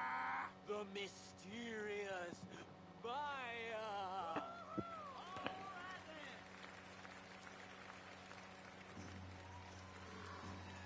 The hell? That's not a chick.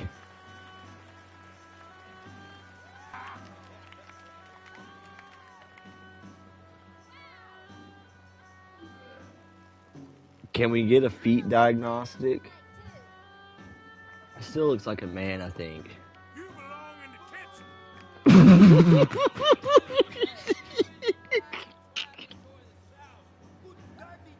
Oh my god. Oh, fucking based. Fake snake. Fake snake. Wow. Base Arthur, yeah, fucking base, bro. Gamers won. This lady is crazy. She's fucking gay. She's wilding out right now.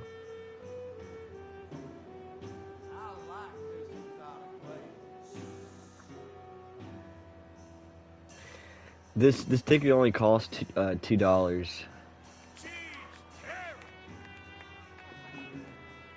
She's I just popped somebody. Somebody just like fucking laughed at that.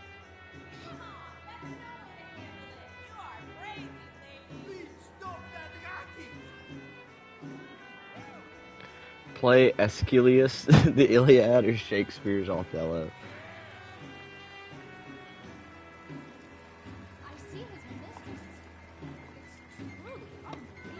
Lincoln was based. The only thing Lincoln was based on was he wanted to send like the slaves after the war back to Iberia or whatever, New Iberia, wherever they were fucking making it in fucking Africa. But that retarded Freemason, Satanist, John Wilkes Booth killed him before he could do it. Lincoln was soy. He wrote some crazy stuff about giants, like this stuff he knew about giants that are like from like Bible days. It's like really like esoteric and shit. less snakes, more dancing girls. Yeah, less snakes, more dancing girls with the big asses. Oh shit. What the hell? Hyperborean.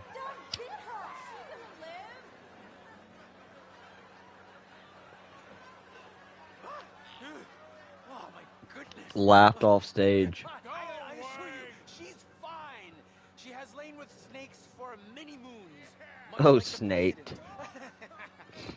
While traveling in the hills of Bavaria, my olfactories were disturbed by a monstrous manure cart in front of me.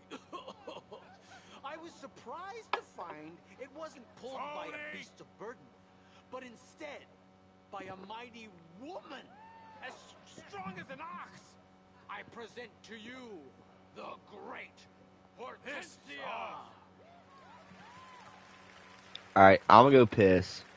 I'm gonna go piss and I'm gonna smoke a cigarette, okay? So enjoy the show. Enjoy the show. Give us a refund.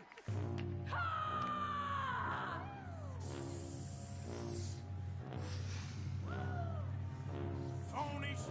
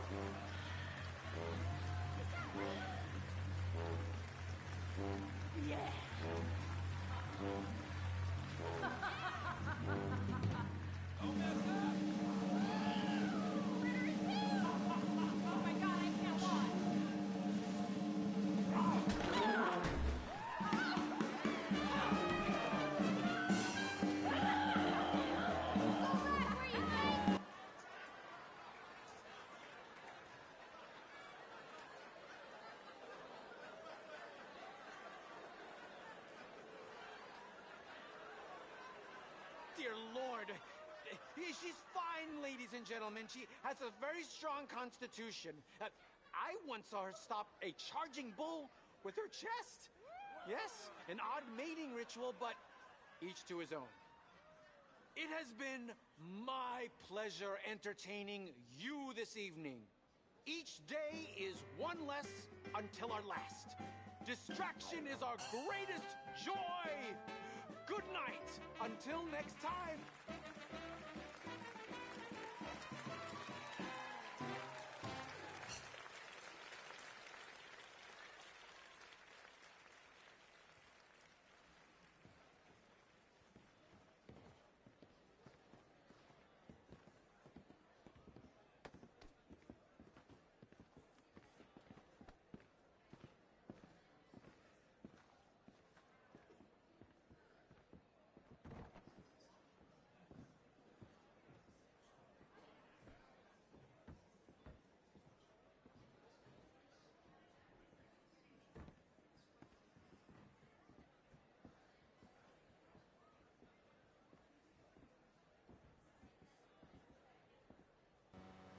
Okay, I'm back. I need to go see a doctor.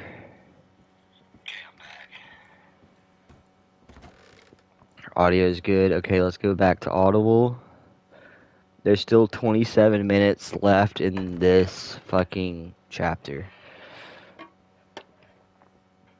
another. In his riding, they came at him, and if he looked at them, his head whirled as they did, and he became dizzy. He fixed his eyes upon the moving wagon and saw the snow unfocused, a general haze that surrounded him and isolated him from the others, though he could see them dimly as they rode. His bare hands holding the reins and clutching his saddle horn as his horse trotted and loped unevenly among the corpses of the buffalo. Oops, sorry. Reddened in the cold. He tried to thrust one of them in a pocket of his trousers, but the rough, stiff cloth was so painful that he removed his hand and kept it in the open. I'm After the going first to few the doctor, minutes, the ground boys. was covered white with snow. The wagon wheels, cutting easily through it, left thin parallel ribbons of darkness behind them. Darkness. Andrews glanced back. Within seconds after the wheels cut the snow, the shallow Oh, he's ruts close. began to fill, Fuck. and only a few feet behind them were whitened so that he could not tell where they had been.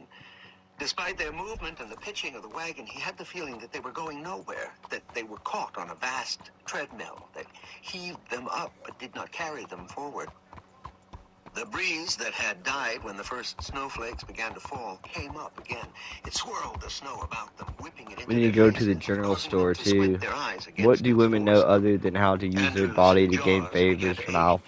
He And realized that for some catfishing only moments he had betas been when clutching alphas his teeth stop. together with all the strength he had. Stop. His lips drawn back over his teeth, and Hold an on. evilness snarl smarted and pained him as the cold Stop hitting up on him. cracks and rawness there.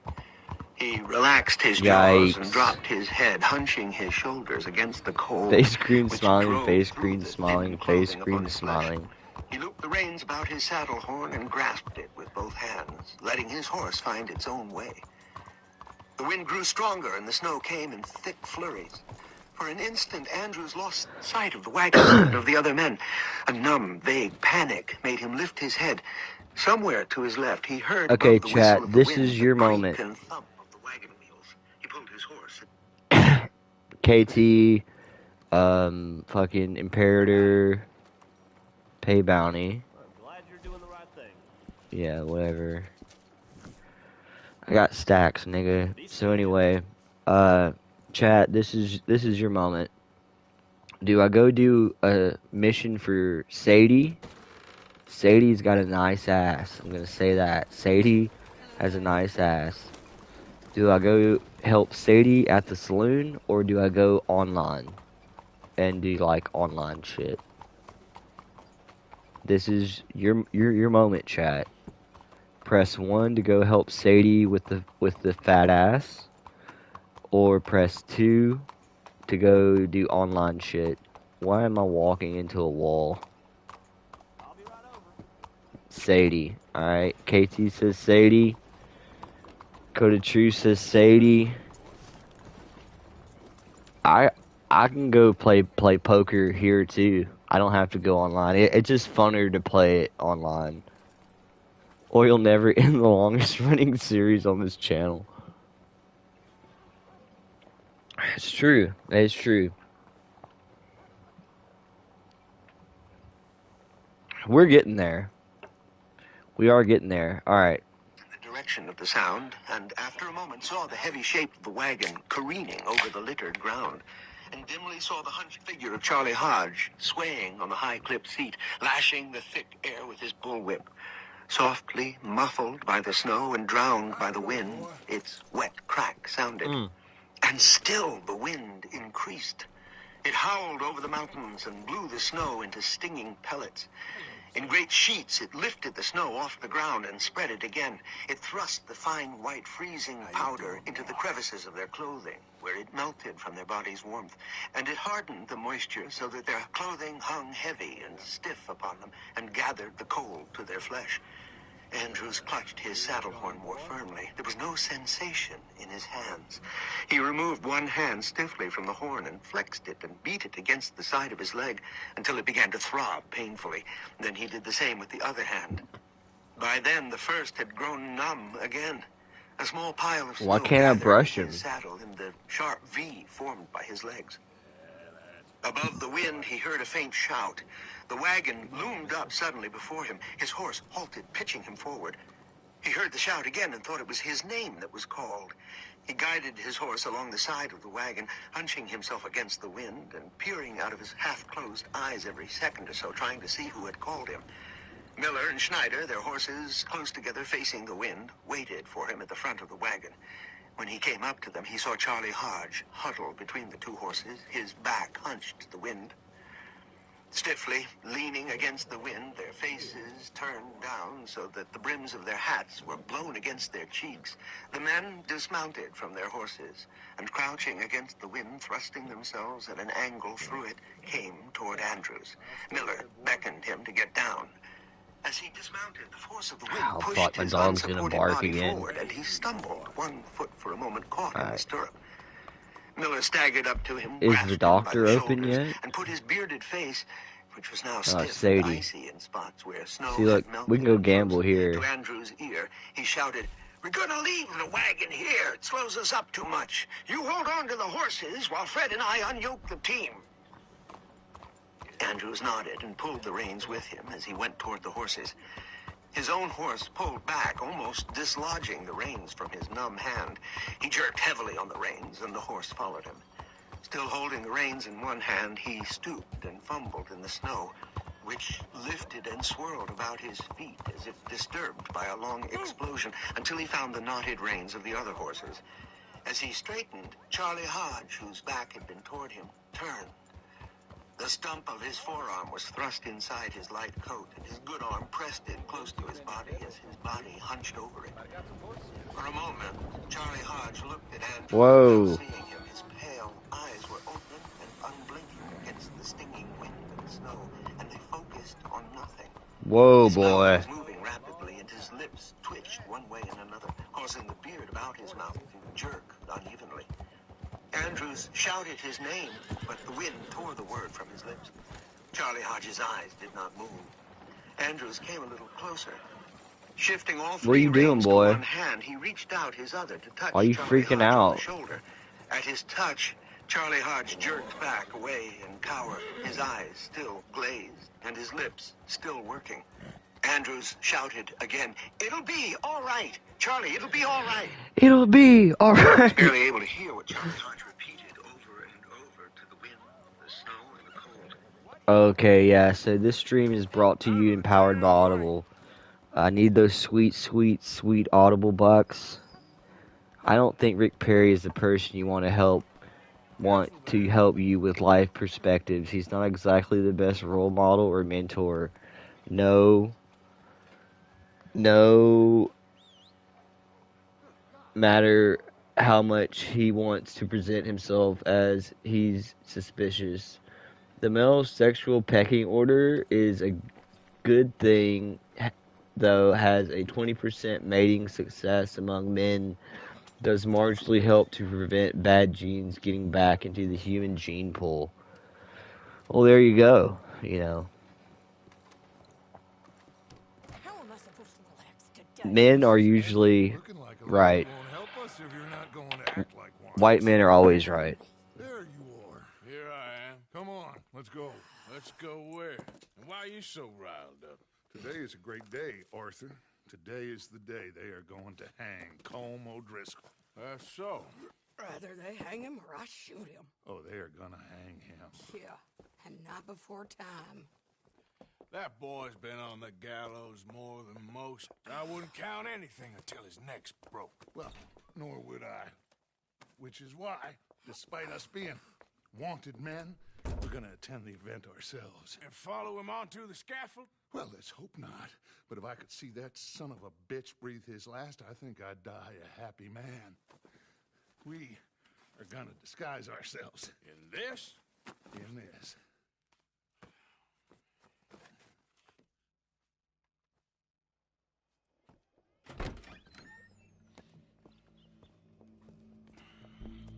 Okay. Come on.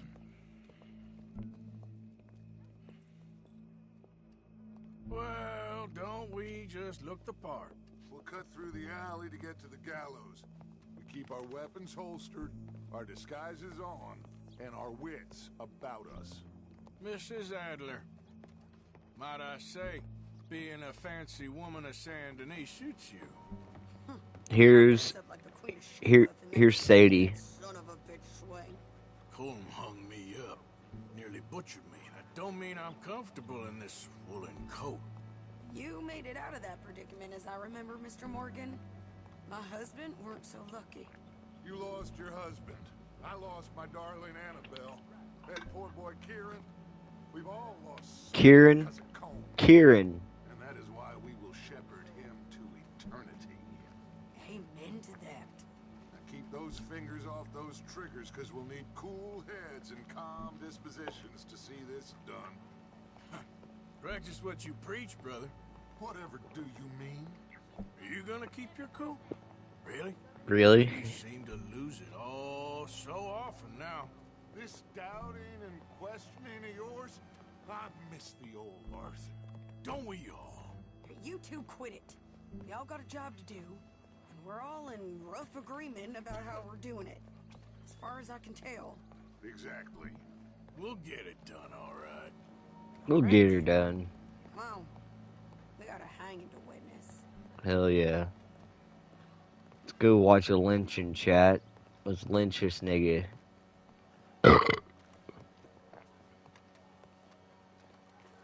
Somehow I don't think it's gonna be that easy. Public love and execution.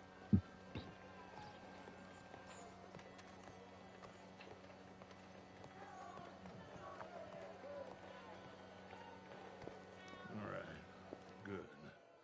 Now, you see that pair of assholes? Sure. They're Combs boys. Yes, I think so. What a surprise. I'm glad we're here. What are they pointing at? I don't know. We gotta follow them and find out. Yeah. Oh, here comes somebody.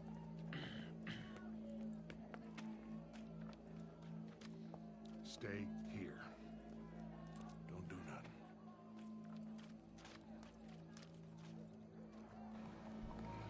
Don't do nothing. Stand down and stand by. The crowd came to see a show. We don't want to disappoint them.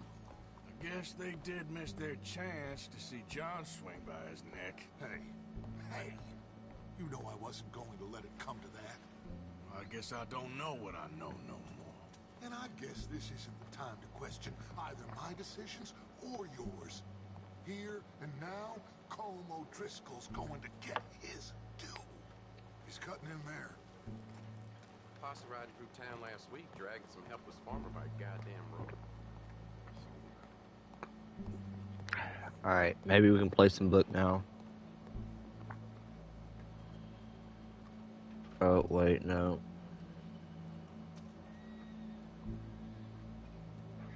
God help me, Lord Jesus Christ, help me, God help me. Let's go. At a thump behind him, Andrews turned. A dim, dark bulk loomed out of the whiteness and lumbered past him. The first of the oxen. How many? Enough. So what do you think? Holes up on the roof. Once he starts shooting, we have to have our wits about us and move fast. Yeah. I guess we faced worse than this before. Sure. Let's get to it. Yeah. So, they got a guy up on the roof, overlooking the gallows. Find a way up there, onto one of these verandas, through a building maybe, and get him. And do it silently. Well, obviously I'm gonna do it silently. I want to see this bastard swing. Okay.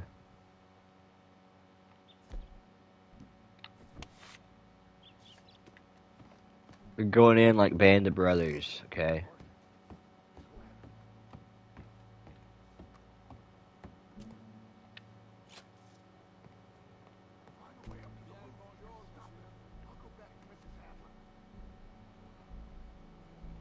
Morning. There's a ladder.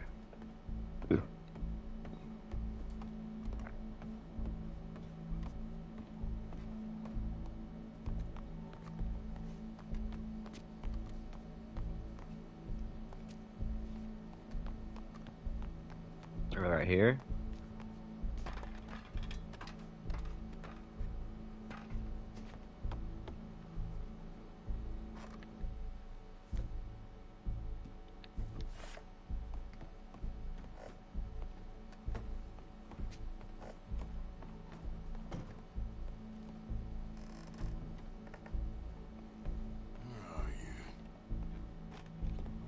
Okay, book.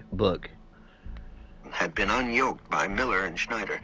As the shape lumbered into the whiteness and disappeared, the horses which Andrews held bolted. Their quick movement caught him by surprise, and before he could throw his weight against the reins, one of the horses' bellies had brushed heavily against Charlie Hodge, knocking him to the ground. Andrews started involuntarily toward him, and as he did so, the three horses moved together, pulling him around and forward so that he was off balance. His feet flew into the air behind him, and he landed heavily on his stomach and chest in the snow. Somehow he managed to hold on to the reins. Flat on the snow, he grinned foolishly at his blue-red hands that clutched the thin strips of leather. Snow flew around him, and he was aware of the heavy lift and fall of hooves on either side of his head. He realized slowly and almost without surprise that he was being dragged along the ground on his stomach. He pulled his weight against the moving reins and managed to get his knees under his body. Then he pulled harder. Dude, this is like the Trump stuff. On the reins. The rear leg of one of the horses brushed against his shoulder, and he nearly lost his balance, but he regained it and lifted himself upward again, thrusting his legs down in a desperate leap, stumbling to his feet and running along with the horses for several yards. Then he dug his heels into the snow and sawed again on the reins. He felt himself being carried along, but less swiftly. His heels went beneath the snow, caught on the grass, and plowed shallowly into the earth. The horses slowed and halted. He stood for a moment, panting. Smoked a cigarette. Smiling foolishly, though his legs were trembling and his arms were without strength as he turned and looked behind him.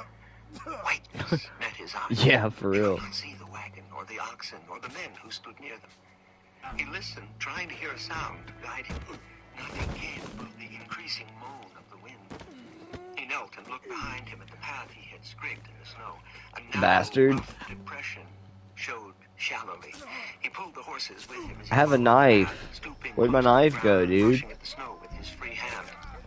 After a few yards, What the trail began to fuck? fill, and soon it disappeared before the gusts of wind and blown snow.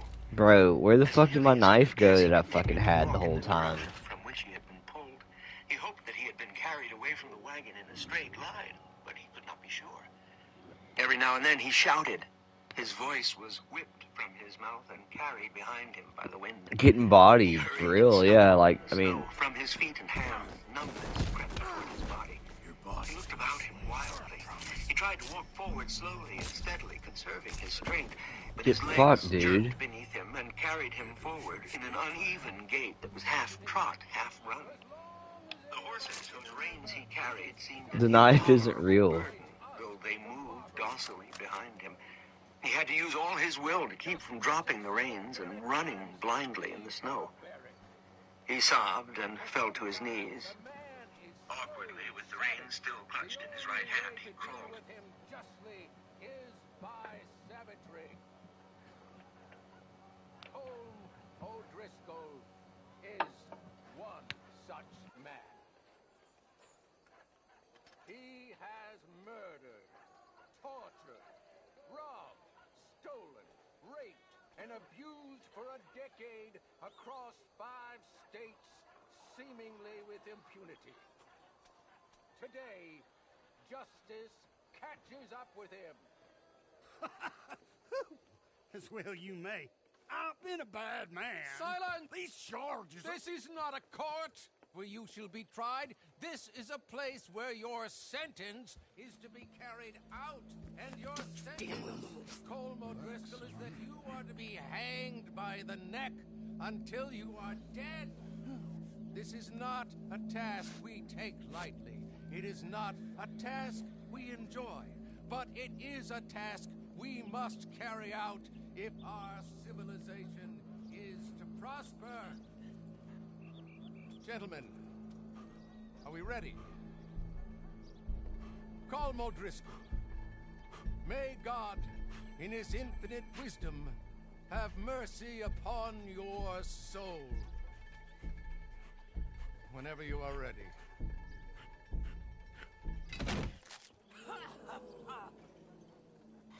Now you know how it feels to watch somebody you love die. You ruined my life!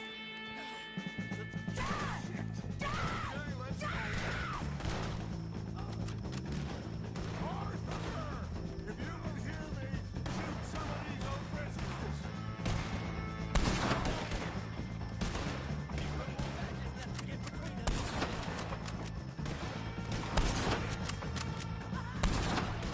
Can't get a shot on him!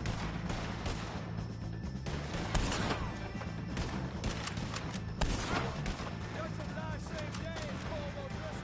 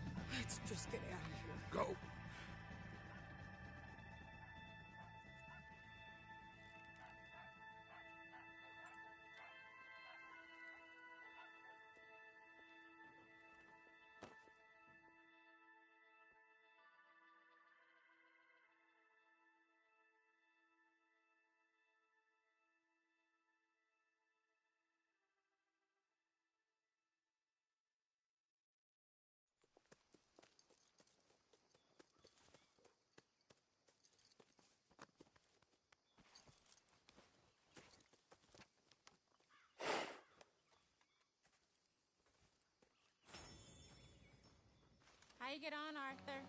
Okay, wow, Chad, I was locked We saw in. the bastard hang okay, but I was locked in on that shit, bro. I guess that's one less thing to worry about. I guess compared to the entire government, in the end, Colm O'Driscoll didn't seem like such a worry. A letter came for you. Oh, okay. I know it's from that Mary. Mary Jane? She ain't worth it, Arthur. Who is?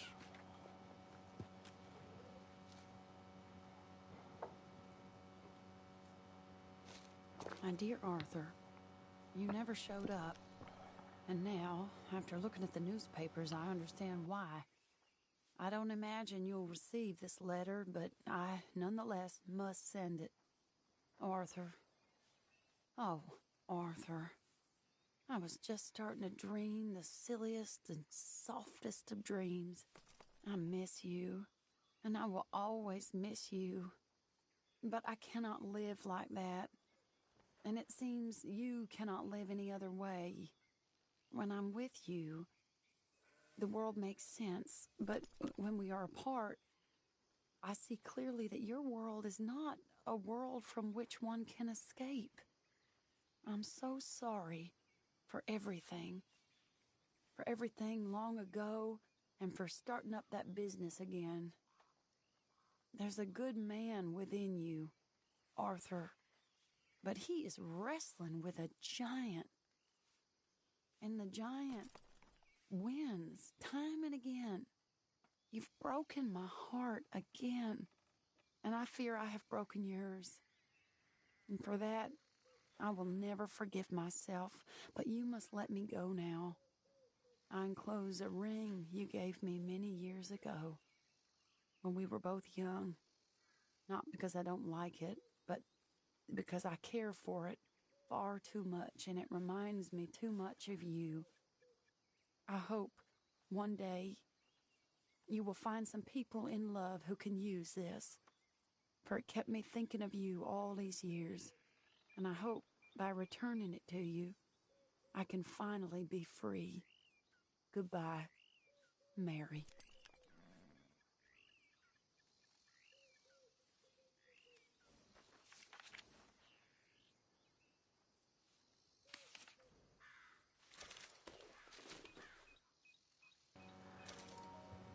Goodbye letter from Mary. Well, you know what that makes me want to do, chat? That makes me want to go play poker and fucking drink. That is so fucking depressing and sad. So let's see, let's see where the nearest fucking saloon is. Where's the saloons at?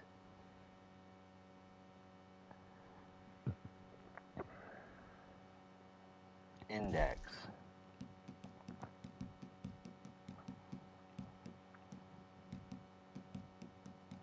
Saloon.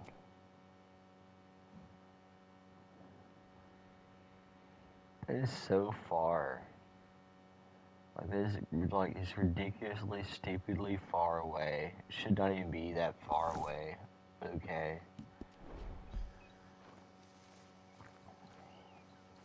Well, hold on. I actually probably need to check and make sure that it has fucking poker there.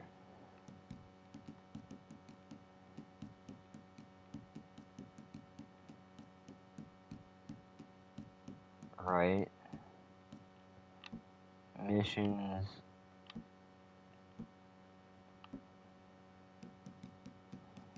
Locations, yeah.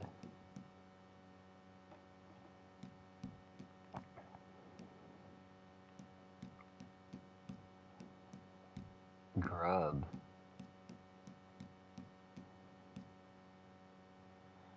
Like, where... There's not a fucking index for the fucking... I know there's one in Valentine, but, like, where the fuck is Valentine even right now?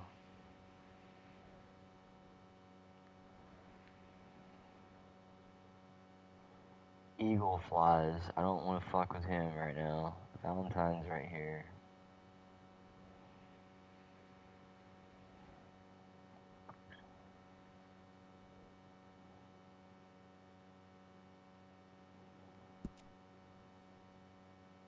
Alright, we need to take a stagecoach. So let's go to the fucking stagecoach.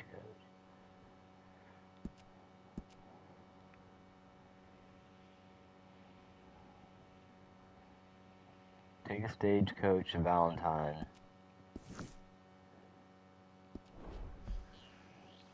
Yeah. The horse is shitting right now. I want my horse, though. I don't want the shitting horse. Alright, so we got the chapter is almost over. This stream is brought to you by Audible. Audible is a great place to fucking listen to books and shit. There's 17 minutes and 51 seconds left of this. Alright, you ready? Let's go. Forward. Distantly, he heard a shout. He paused and lifted his head. To his right, a little closer, the sound came again. He got to his feet and ran toward it, his sobbing breath becoming a rasping laugh. Suddenly, out of the white and gray of the driving snow, the blurred shape of the wagon loomed, and he saw 3 figures huddled beside it. One of them detached itself and walked toward him. It was Miller. He shouted something that Andrews did not understand and took the reins that Andrews still held. When he lifted the reins, Andrews' hand was lifted stiffly to chest level. He looked at it and tried to loose the fingers. He could not make them move. Miller took his hand and pried the fingers back from the leather. His hand empty, Andrews worked his fingers, opening and closing his hand until the cramp was gone. Miller came near him and shouted in his ear, "You all right?" Andrews nodded. "Let's get going," Miller shouted. Bending against the wind, the 2 men struggled. Fuck all that. Ambush. Miller drew Schneider's and Andrews' heads together and shouted again, "I'll put Charlie on with me. You two stay close." Beside the wagon, the men mounted their horses. Miller pulled Charlie Hodge up behind him. He tightly grasped Miller around the stomach and buried his head against Miller's back. His eyes were screwed shut, and his mouth still worked upon the words that none of them could hear. Miller moved his horse away from the wagon. Andrews and Schneider followed. In a few moments, the wagon was blotted from their sight by a solid wall of falling snow. Shortly, they passed beyond the ground that was curved by the white mounds of buffalo carcasses. Miller pushed his horse to a gallop, and the others followed. The gaits of their horses were awkward, jolting them in their saddles, so that they had to hang onto their saddle horns with both hands. Now and then they came upon stretches of ground where the snow lay in heavy drifts. There, the horses slowed to a walk and plowed through the snow, which covered their forelegs halfway up to their knees. Andrew's sense of direction had become numb by the swirling white vortex of snow. The faint gray-green of the pine trees that blanketed the opposing mountainsides, which had earlier guided them in the general direction of the valley's mouth, had long been shrouded from the views of all of them. Beyond the horses and the figures huddled upon them, Andrews could not see any mark that showed him where they went. The same whiteness met his eyes wherever he looked. He had the sensation that dizzily they were circling around and around in a circle that gradually decreased until they were spinning furiously upon a single point. And still Miller spurred his horse and beat its flanks, which glistened with sweat even in the driving bitter cold. The 3 horses were grouped closely together with a kind of vague horror that he could not understand. Andrews saw that Miller had closed his eyes against the stinging gale and kept them closed, his head turned downward and to the side, so that it was visible to Andrews even in their heavy gallop. Miller kept a tight hold on the reins, guiding the horse in a direction that he did not see. The others followed him blindly, trusting his blindness. Suddenly, out of the storm, a dark wall reared up before them. It was the mountainside of trees upon which the snow, driven by the fierce wind, could not settle. The ghostly shape of the large chimney rock where they had built their fires loomed vaguely, a dirty yellow-gray against the white snow. Miller slowed his horse to a walk and led the others to the aspen corral that Charlie Hodge had built. Trying to keep their backs to the wind, they dismounted and led their horses into the corral, tethering them close together in the farthest corner. They left the saddles Your bounty on, king. hooking the stirrups over the horns so that Oh, in the Stagecoach wind is they right would not here. beat It's against the tough. horse's sides. Miller motioned for them to follow Need to him. go to Bent Valentine. almost double in the face of the wind, they made their way out The bounty of the of the corral, bison, the spot where they had buddy. stacked and baled the The buffalo bison hides. bounty. The stacks of hides were drifted high with snow. Some of them had blown over and rested lengthwise on the ground. Others swayed sharply before the strong gusts of wind. The corners of 2 or 3 loose hides scattered over the ground. $7.90. Andrews realized that this was what remained of an unthonged pile of hides half as high as the completed ricks. Most of them had been blown away by the powerful wind.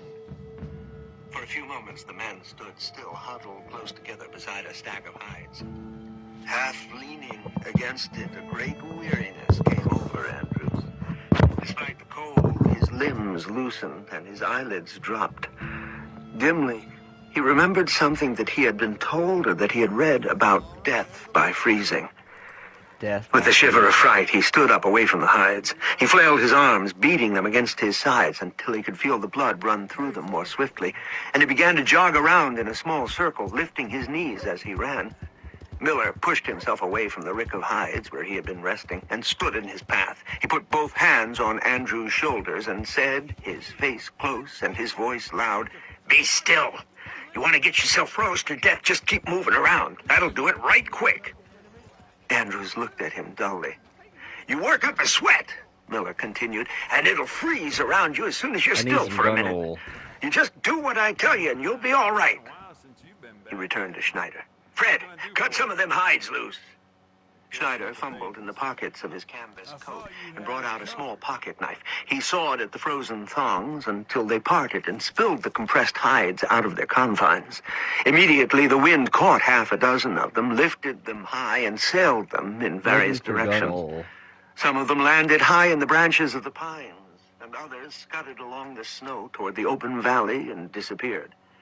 "Grab yourselves 3 or 4 of them," Miller shouted, and he fell upon a small pile that slid from the larger stack.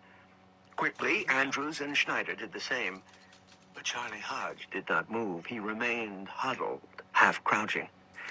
Miller, on his stomach, carrying the hides with him, crawled across the snow to where a few of the skins remained in the unbound pile.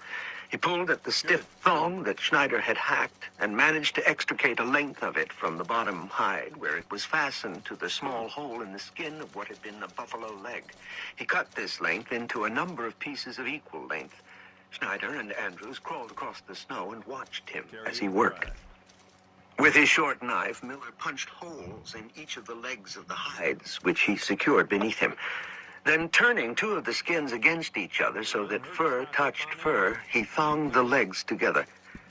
The 2 other furs he turned so that the fur of each was to the weather, and placed them crosswise, one above and one beneath the crude open-ended and open-sided sack he had fashioned. When he had thonged the legs of the last 2 skins, there lay on the ground a rough but fairly effective protection against the weather. A bag whose ends were open but whose sides were loosely closed, into which 2 men could crawl and protect themselves against the main fury of the wind and hurtling snow. Miller dragged the heavy bag across the snow, pulled it among some of the fallen ricks, and jammed one open end against a bank of snow that was collecting against the fallen pile. Then he helped Charlie Hodge crawl into the bag and returned to Andrews and Schneider. Andrews lifted himself a little off the ground, and Miller pulled 2 of the hides from beneath him and began thonging the legs together.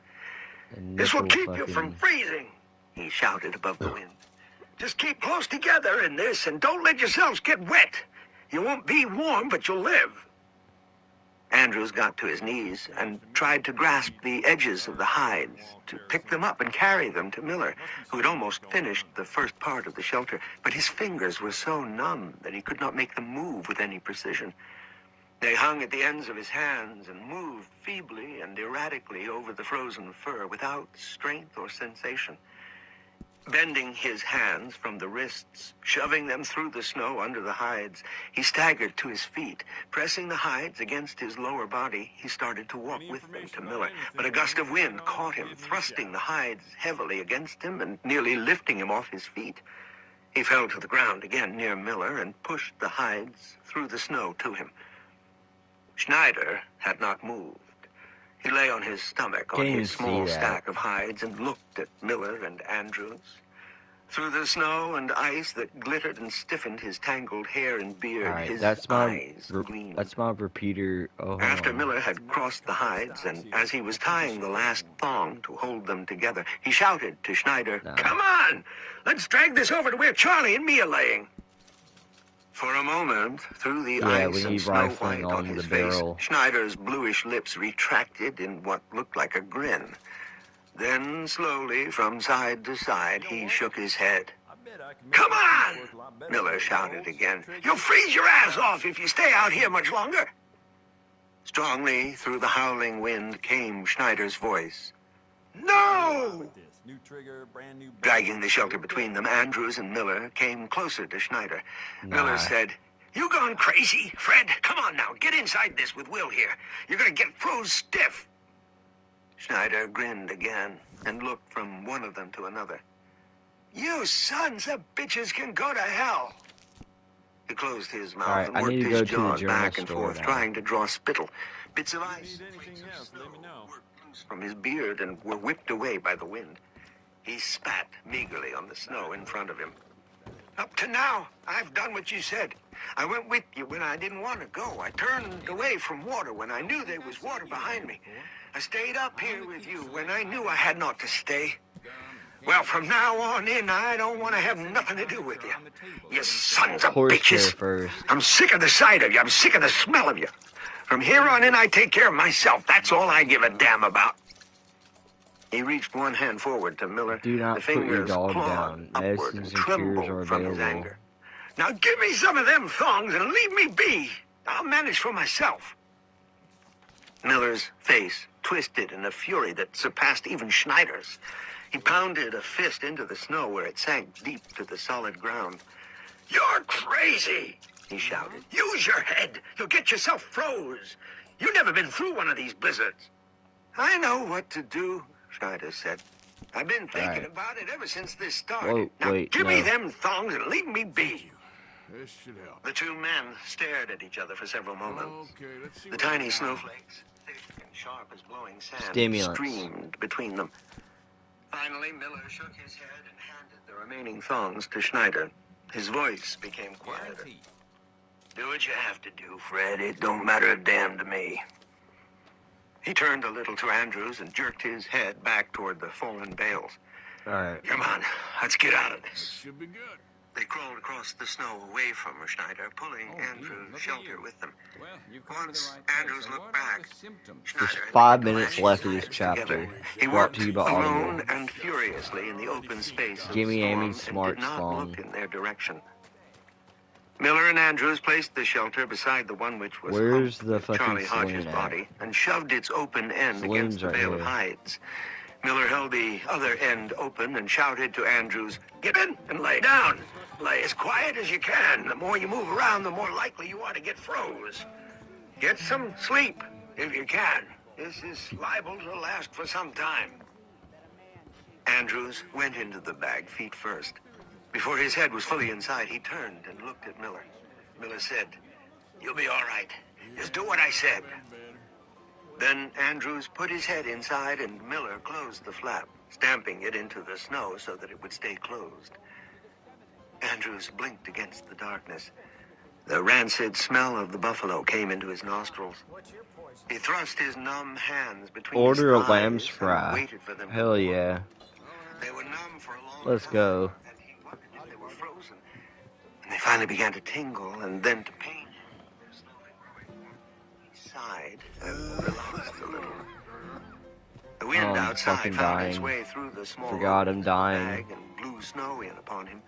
The sides of the bag were thrust against him by the wind as it came in heavy gusts. As it lessened, Give me the a sides beer. of the bag moved away from him. He felt movement in the shelter next to him, and over the wind he thought he heard Charlie Hodge cry out in fear. As his face warmed, the rough hair of the buffalo hide irritated his skin. He felt something crawl over it and tried to brush it away, but the movement opened the sides of his shelter, and a stream of snow sifted in upon him. He lay still and did not attempt to move again. Though Arthur needs a What he chicken felt on wing. his cheek Oh, was they one only of got the peanuts here, insects buddy. parasitic upon the buffalo, a louse or a flea or a tick. I'm gonna go piss and probably go play some poker. I'll be right back. After a time, the stiff hide shelter pressed upon him with an increasing weight. The wind seemed to have lessened, for no longer did he hear the angry snarl and moan about his ears. He raised the flap of his shelter and felt the weight of the snow above him. In the darkness, he saw only the faintest suggestion of light. He moved his hand toward it. It met the dry, crumbling cold of solidly banked snow. Under the snow, between the skins that had only a few days before held together the flesh of the buffalo, his body rested. Slowly, its sluggish blood generated warmth and sent the warmth to his body's skin and out to the close hide of the buffalo. Thence, his body gathered its own small warmth and loosened within it. The shrill drone of the wind above him lulled his hearing, and he slept. For 2 days and 3 nights, the storm roared about the high valley where the men were trapped. They lay hidden under drifts of snow and did not move beneath them, except to emerge to relieve themselves or to poke holes in the drifted banks to allow fresh air into their close, dark caves of skin. Once, Andrews had to come out into the weather to release water that he had held inside him until his groin and upper thighs throbbed with pain. Weakly, he pushed the snow aside from his head flaps and crawled into the bitter cold, blinking his eyes. He emerged into a darkness that was absolute. He felt the snow sting against his cheeks and forehead. He winced at the cold air that cut into his lungs, but he could see nothing. Afraid to move, he crouched where he had emerged and made water into the night. Then he fumbled back through the snow and squirmed into his close shelter, which still held a bit of the body warmth that he had left. Much of the time, he slept. When he did not sleep, he lay motionless on his side, knees drawn up on his chest, so that his body would give warmth to itself. Awake, his mind was torpid and unsure, and it moved as sluggishly as his blood.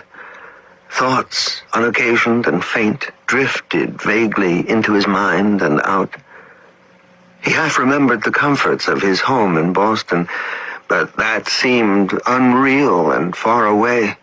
And of those thoughts, there remained in his mind only thin ghosts of remembered sensations. Oh shit, it's my turn. At night, the dim, comfortable closeness of a front parlor. I have The 2 sleepy 9s, a pair of hum 9s. unhurried conversation below him after he had gone to bed. Fuck He thought off. of Francine. He could not bring her image to his mind, and he did not try. He thought of her as Francine. flesh, as softness, as warmth. Though he did not know why, and though it did not I have occur 3 pair. he thought of her as a part of himself that could not quite make another part of himself warm. Somehow he had pushed that part away from Give him. him a whole $1. He felt himself $1.05. sinking toward that warmth. And cold before he met it, he slept again. Someone's got a big sack. Yeah. Chapter 7. On the morning of the 3rd day, Andrews... Alright. That's it. That's it. Chapter 7. Chapter 7. Can I call? Just check him? I'm all in. You're all in. Okay, nigger.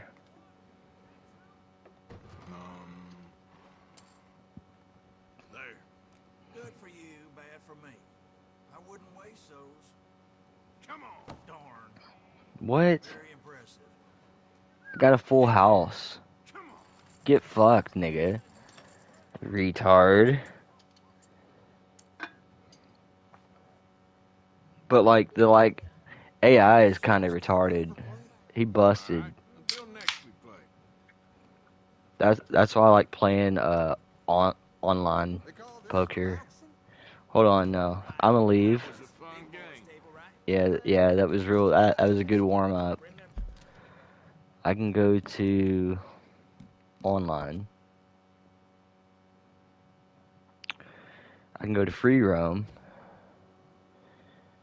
You sure you want to join any unsaved progress will be lost? Yeah. It's all saved. It's good. What the hell is this? Rockstar, like, trying to, like, sorry, we're not responsible for anything. Like, okay, shut up, nigger. Like, I don't fucking care, you fucking faggot. Like, I'm keeping this game alive. Me. Literally me is keeping this game alive right now.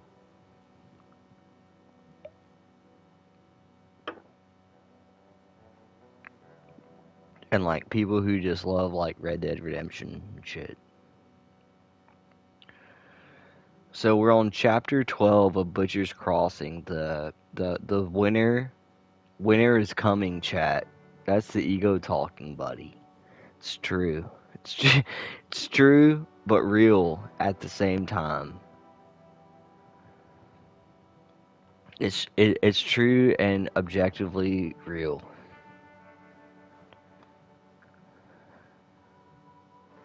Ego stands for edge God out.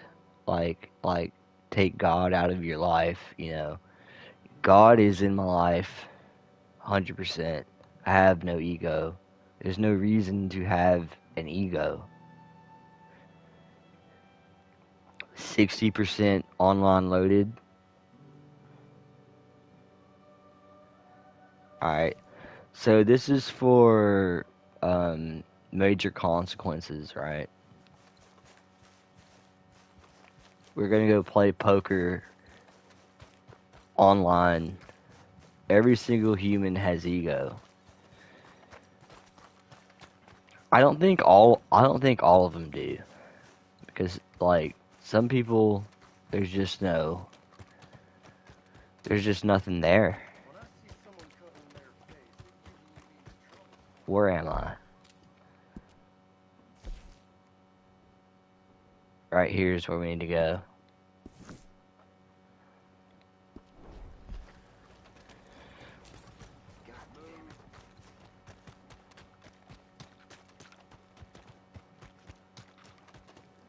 Normally people are all up in Valentine. I got 14 gold bars. You think about that? Play poker, yes. Try your hand at poker. Public buy-in is $25. I got that. What do you mean, you people? What do you mean? I'll buy in for 25. Let's go.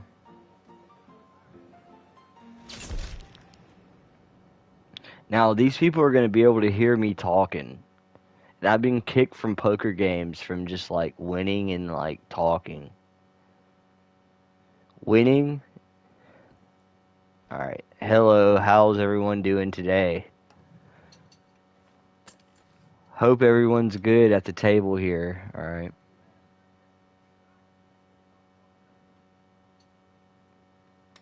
Just a house full of women and like one dude.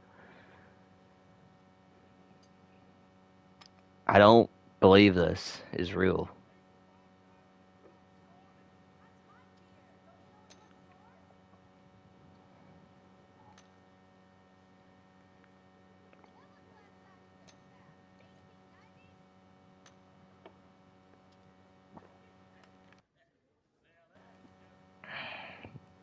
I'm sitting out this hand. Don't believe their lies.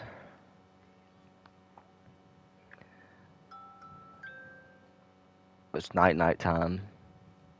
Jack 10-7.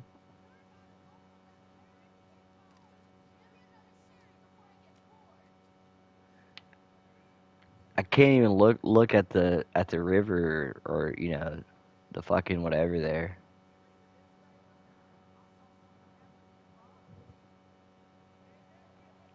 7, 9, 10 Jack. Someone just needs like a 8, a 6, 7, and an 8. What the hell?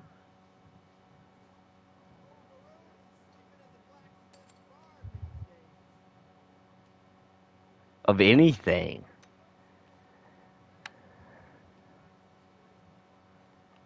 Queen high straight. A 5.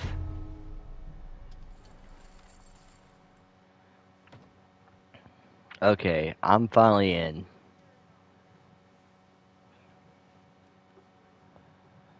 Hand starts in 8 seconds.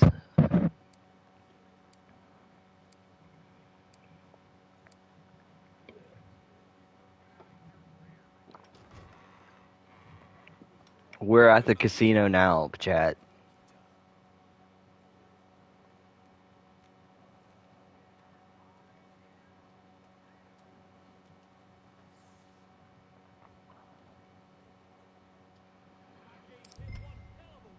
It's my turn, huh? It's my turn. I'll check.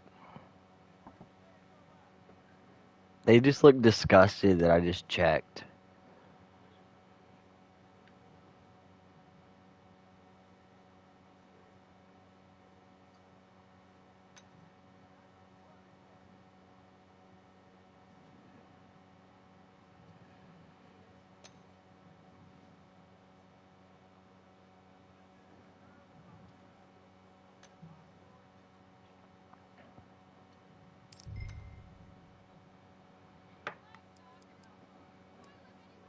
I'll give you $1.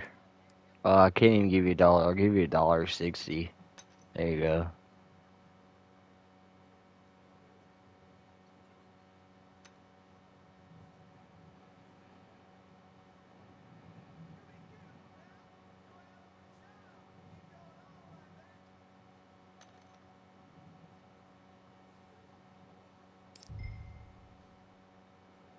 Call the max bet. $3.20. Okay.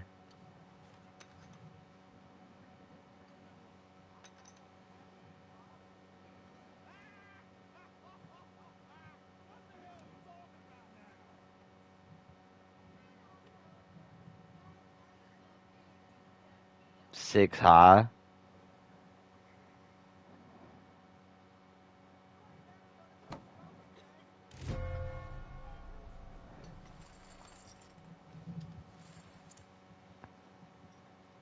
The house makes 80 cents. Did I just win that hand? I'm pretty sure I just won that with an ace high. So yeah, like, I don't know.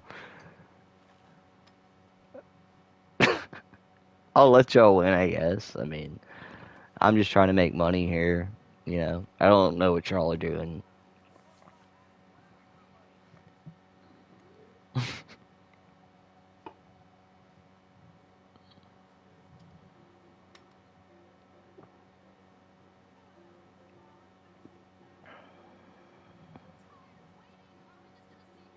Ugh.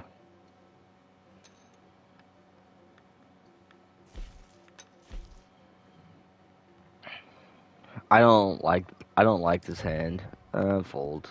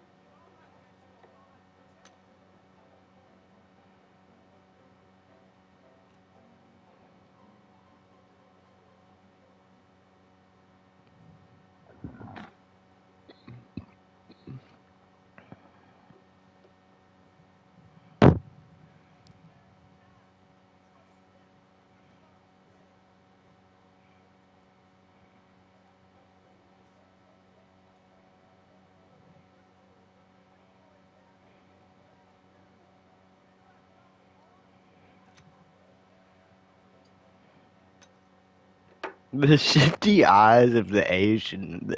Like, the Asian don't know what it's doing. This isn't Mahjong, okay?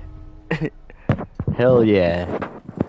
Scarlet Witch won. Let's go.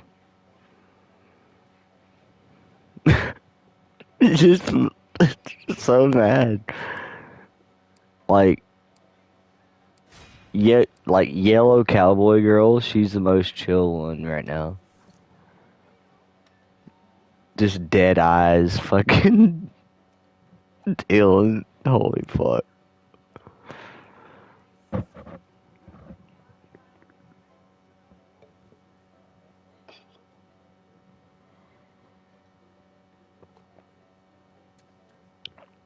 This is woke slop. Women weren't allowed to play poker. It's true, but like, at least Grand Theft Auto and fucking whatchamacallit, Rockstar let women play poker online with men. What have I got? Okay. I'll call you. I'll call you. Yeah. I'm not scared.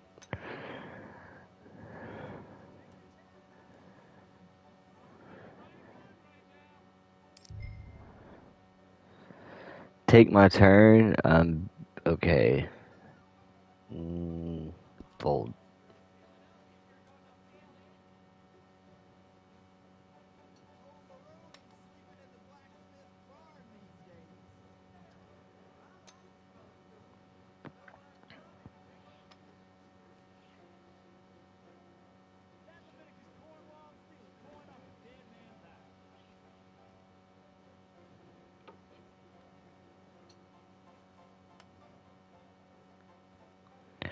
I'm gonna finish this hand. I'm gonna finish this game, and then I'm in the stream. This is fun. I had fun. We've actually finished a chapter. We've actually progressed. No. Actually, we have progressed in the longest running playlist on the channel. Okay.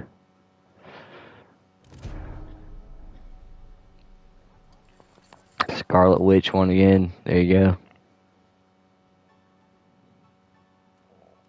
She got $44 now. I'll play one more hand. One more hand. Oh, I'm the dealer. Alright, I'm about to deal this dick on these bitches right here.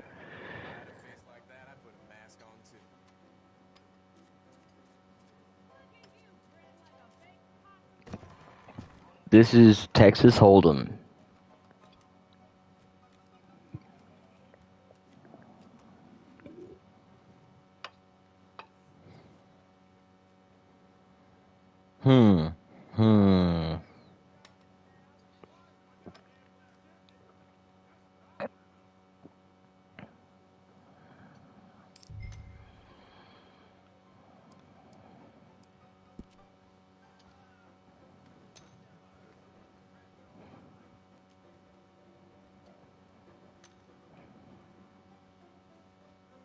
And she just said no.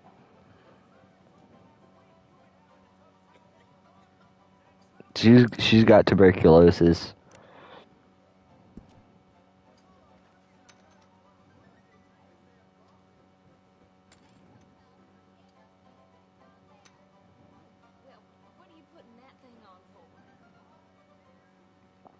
Just max bet.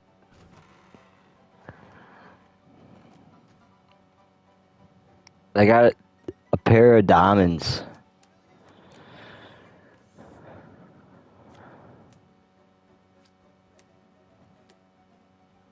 What the hell? Hell yeah. Fucking Miss Frizzle won. Miss Frizzle, let's go. Miss Frizzle. Miss Frizzle. Oh shit. Miss Frizzle won that hand. Hell yeah. Let's go. I'm gonna take my chips and leave.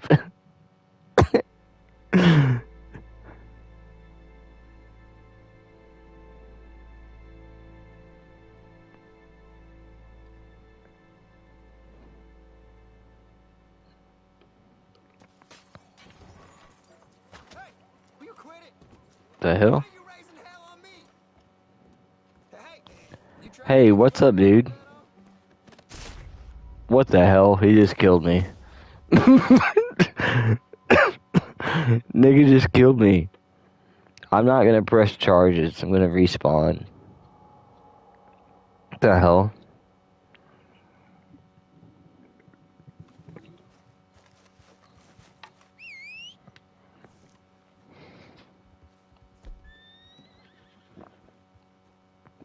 Let's try out this new shotgun we got.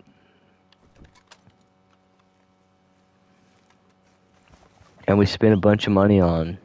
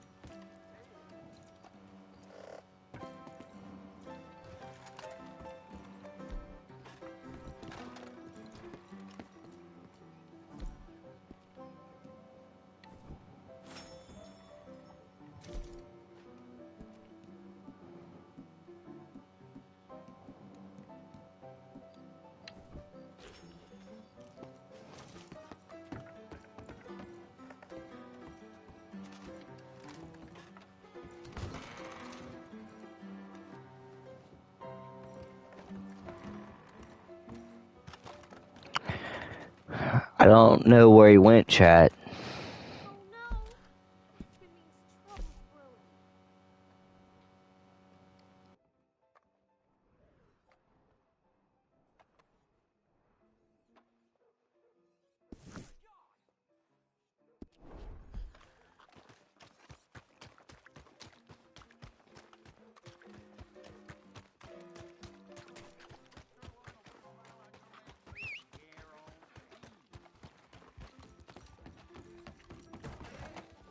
Been a while since you came through town, ain't it? There's a little nook there if you need something for your camp. Looks like you travel a lot, so worth having a look and see. I can get you anything in there you need. I'm gonna go grab a beer real fast. I'm buying this food right now. Good doing business with you.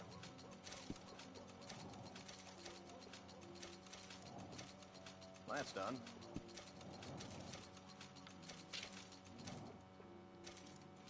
It's all yours.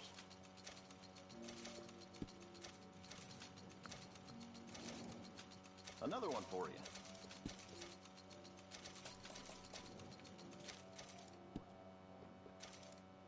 Appreciate it.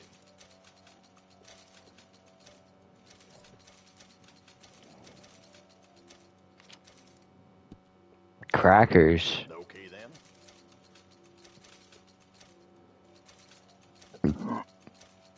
Thank you.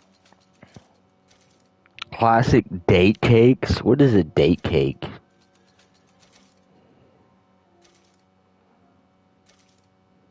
Take a look through the sweets.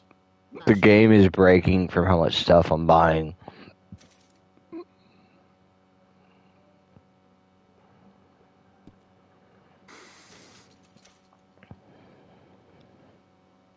Alright.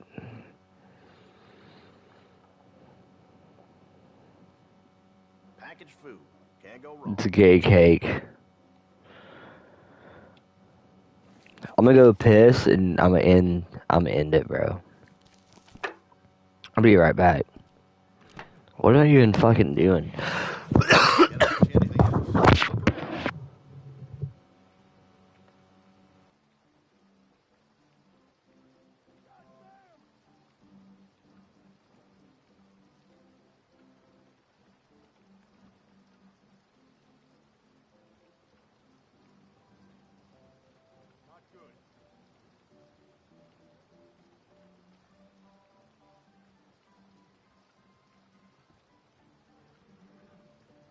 Don't see it on a shelf, it's probably in the catalog.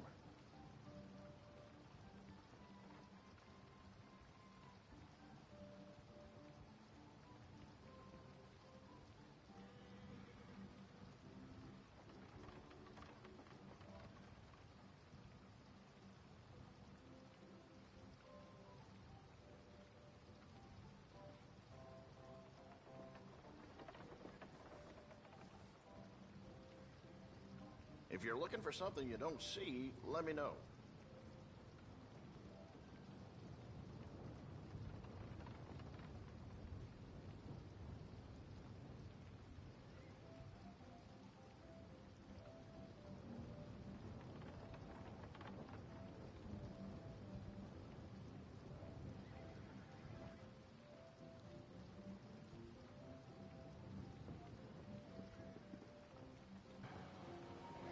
All right.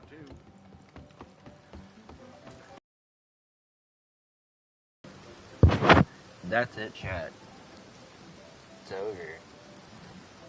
We made a lot of progress. I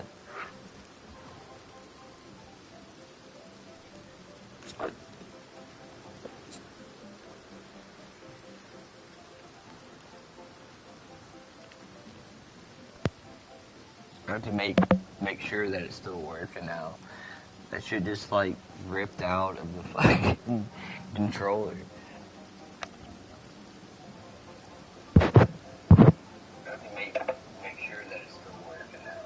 Okay, yeah, it's good. But yeah, that was a fun stream. There's still, this stream is brought to you by Audible, and Butcher's Crossing by John Williams. We still have 3 hours, 33 minutes, and left of Butcher's Crossing, which you can find as a movie also by Nicolas Cage. If you're a Nicolas Cage enjoyer, which I'm not, but, you know, the movie's not too bad. The book is way better. The book is always better. Like, the Harry Potter books are better, even though they're literal witchcraft, dark magic, you know. Not a Cage fan. I liked him in,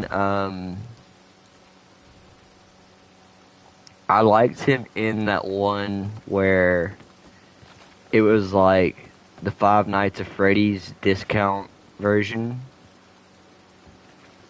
Friendship is over. It's over. Like, when he was, like, fighting the robotic fucking Five Nights at Freddy discount, like, I like that movie.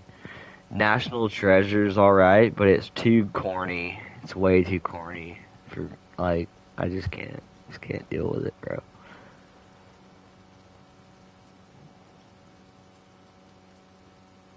But yeah, watch Face Off and The Rock. I've seen Face Off. Yeah, Face Off is good. Alright. So, I'm gonna end it. I'm gonna go to bed. Going to work tomorrow. Got a meeting with Elon Musk. He's gonna be high as fuck and retarded.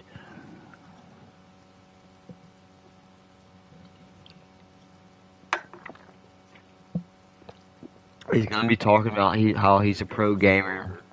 And, like, I've told him, like, bro, you don't have to tell people you're a pro gamer. You know, like, you don't have to, like, tell people that. Just, like, do it. Just do it, man. Like, stop faking the funk. You know what I mean? Like, Diablo's cool. Okay, yeah, I get it. Or whatever, StarCraft 2. But, bro, like, if you can't talk and play a game, no one wants to hear you fucking do it. Alright? That's why I got promoted. So, shout out to fucking KT, Interdimensional Lizard, Major Consequences, Imperator of Forge, Code of Truth, me, myself, I was in chat, all the other niggas too. I don't know. But yeah, I did start a Yellow Brow playlist like I did for Father Owl. So that is up. Going back to like when I first encountered him. So yeah, we'll keep that rolling going. I'm probably gonna do like fucking Halloween like around October, Halloween, I'll do more Silent Hill shit, or Until Dawn. I still have that. As they tried to re-release, like it was some big thing, like nobody plays Until Dawn or fucking cares about it, okay? Like, I still haven't even beat it.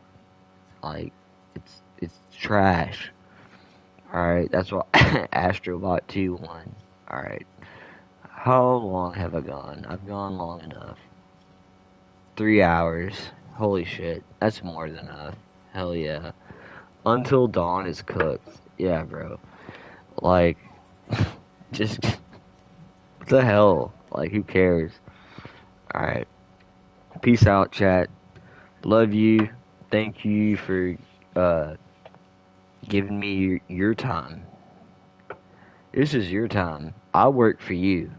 Okay?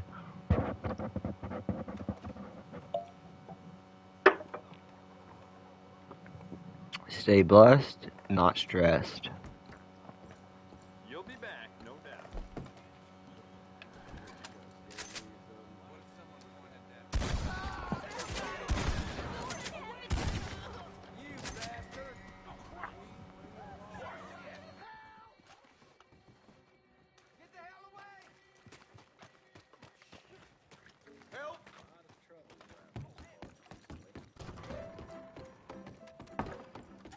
For the love of God!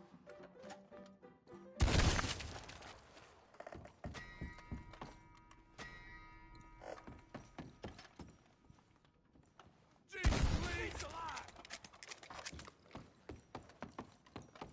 Take that! I'll club you one, I swear.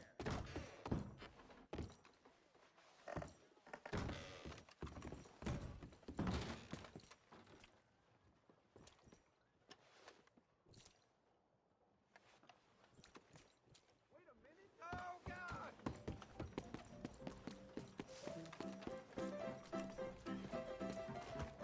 Look, I just want to get on my way, all right? Piece of shit!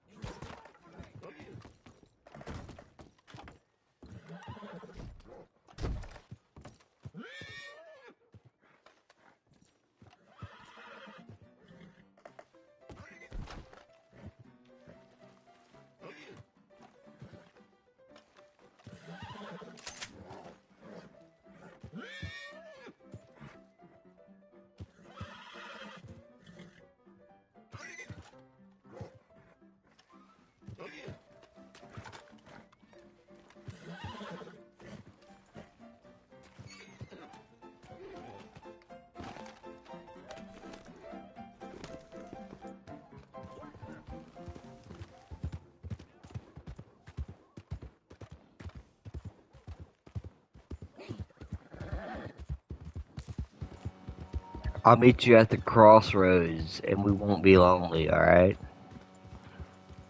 Let's meet at the crossroads, nigga.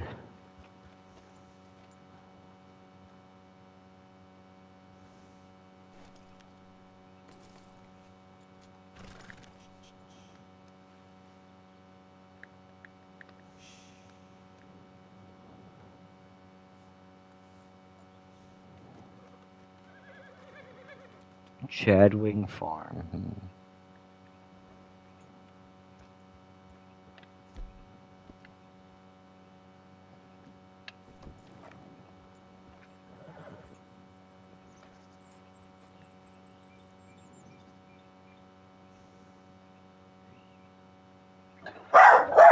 Holy shit.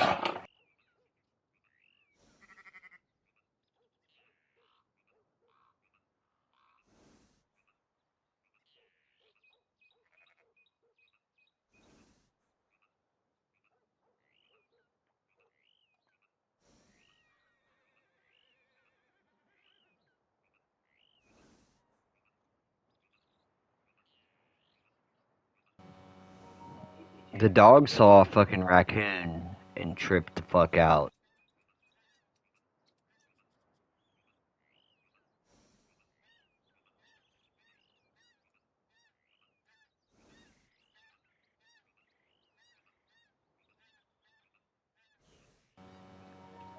Where the ducks at, bro?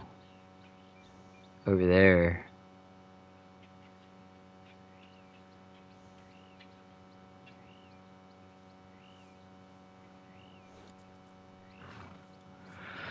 That scared me. The fucking dog scared me. Fucking barking at the fucking cat. Jesus Christ. Hush. Alright. That's it. That's the stream. Peace out, niggas. I'll have to stream Red Dead Redemption 1 next. For, like, the next one. So, yeah, we're gonna finish it. It's tough, but we're doing it. Have a good Monday, niggas. Peace.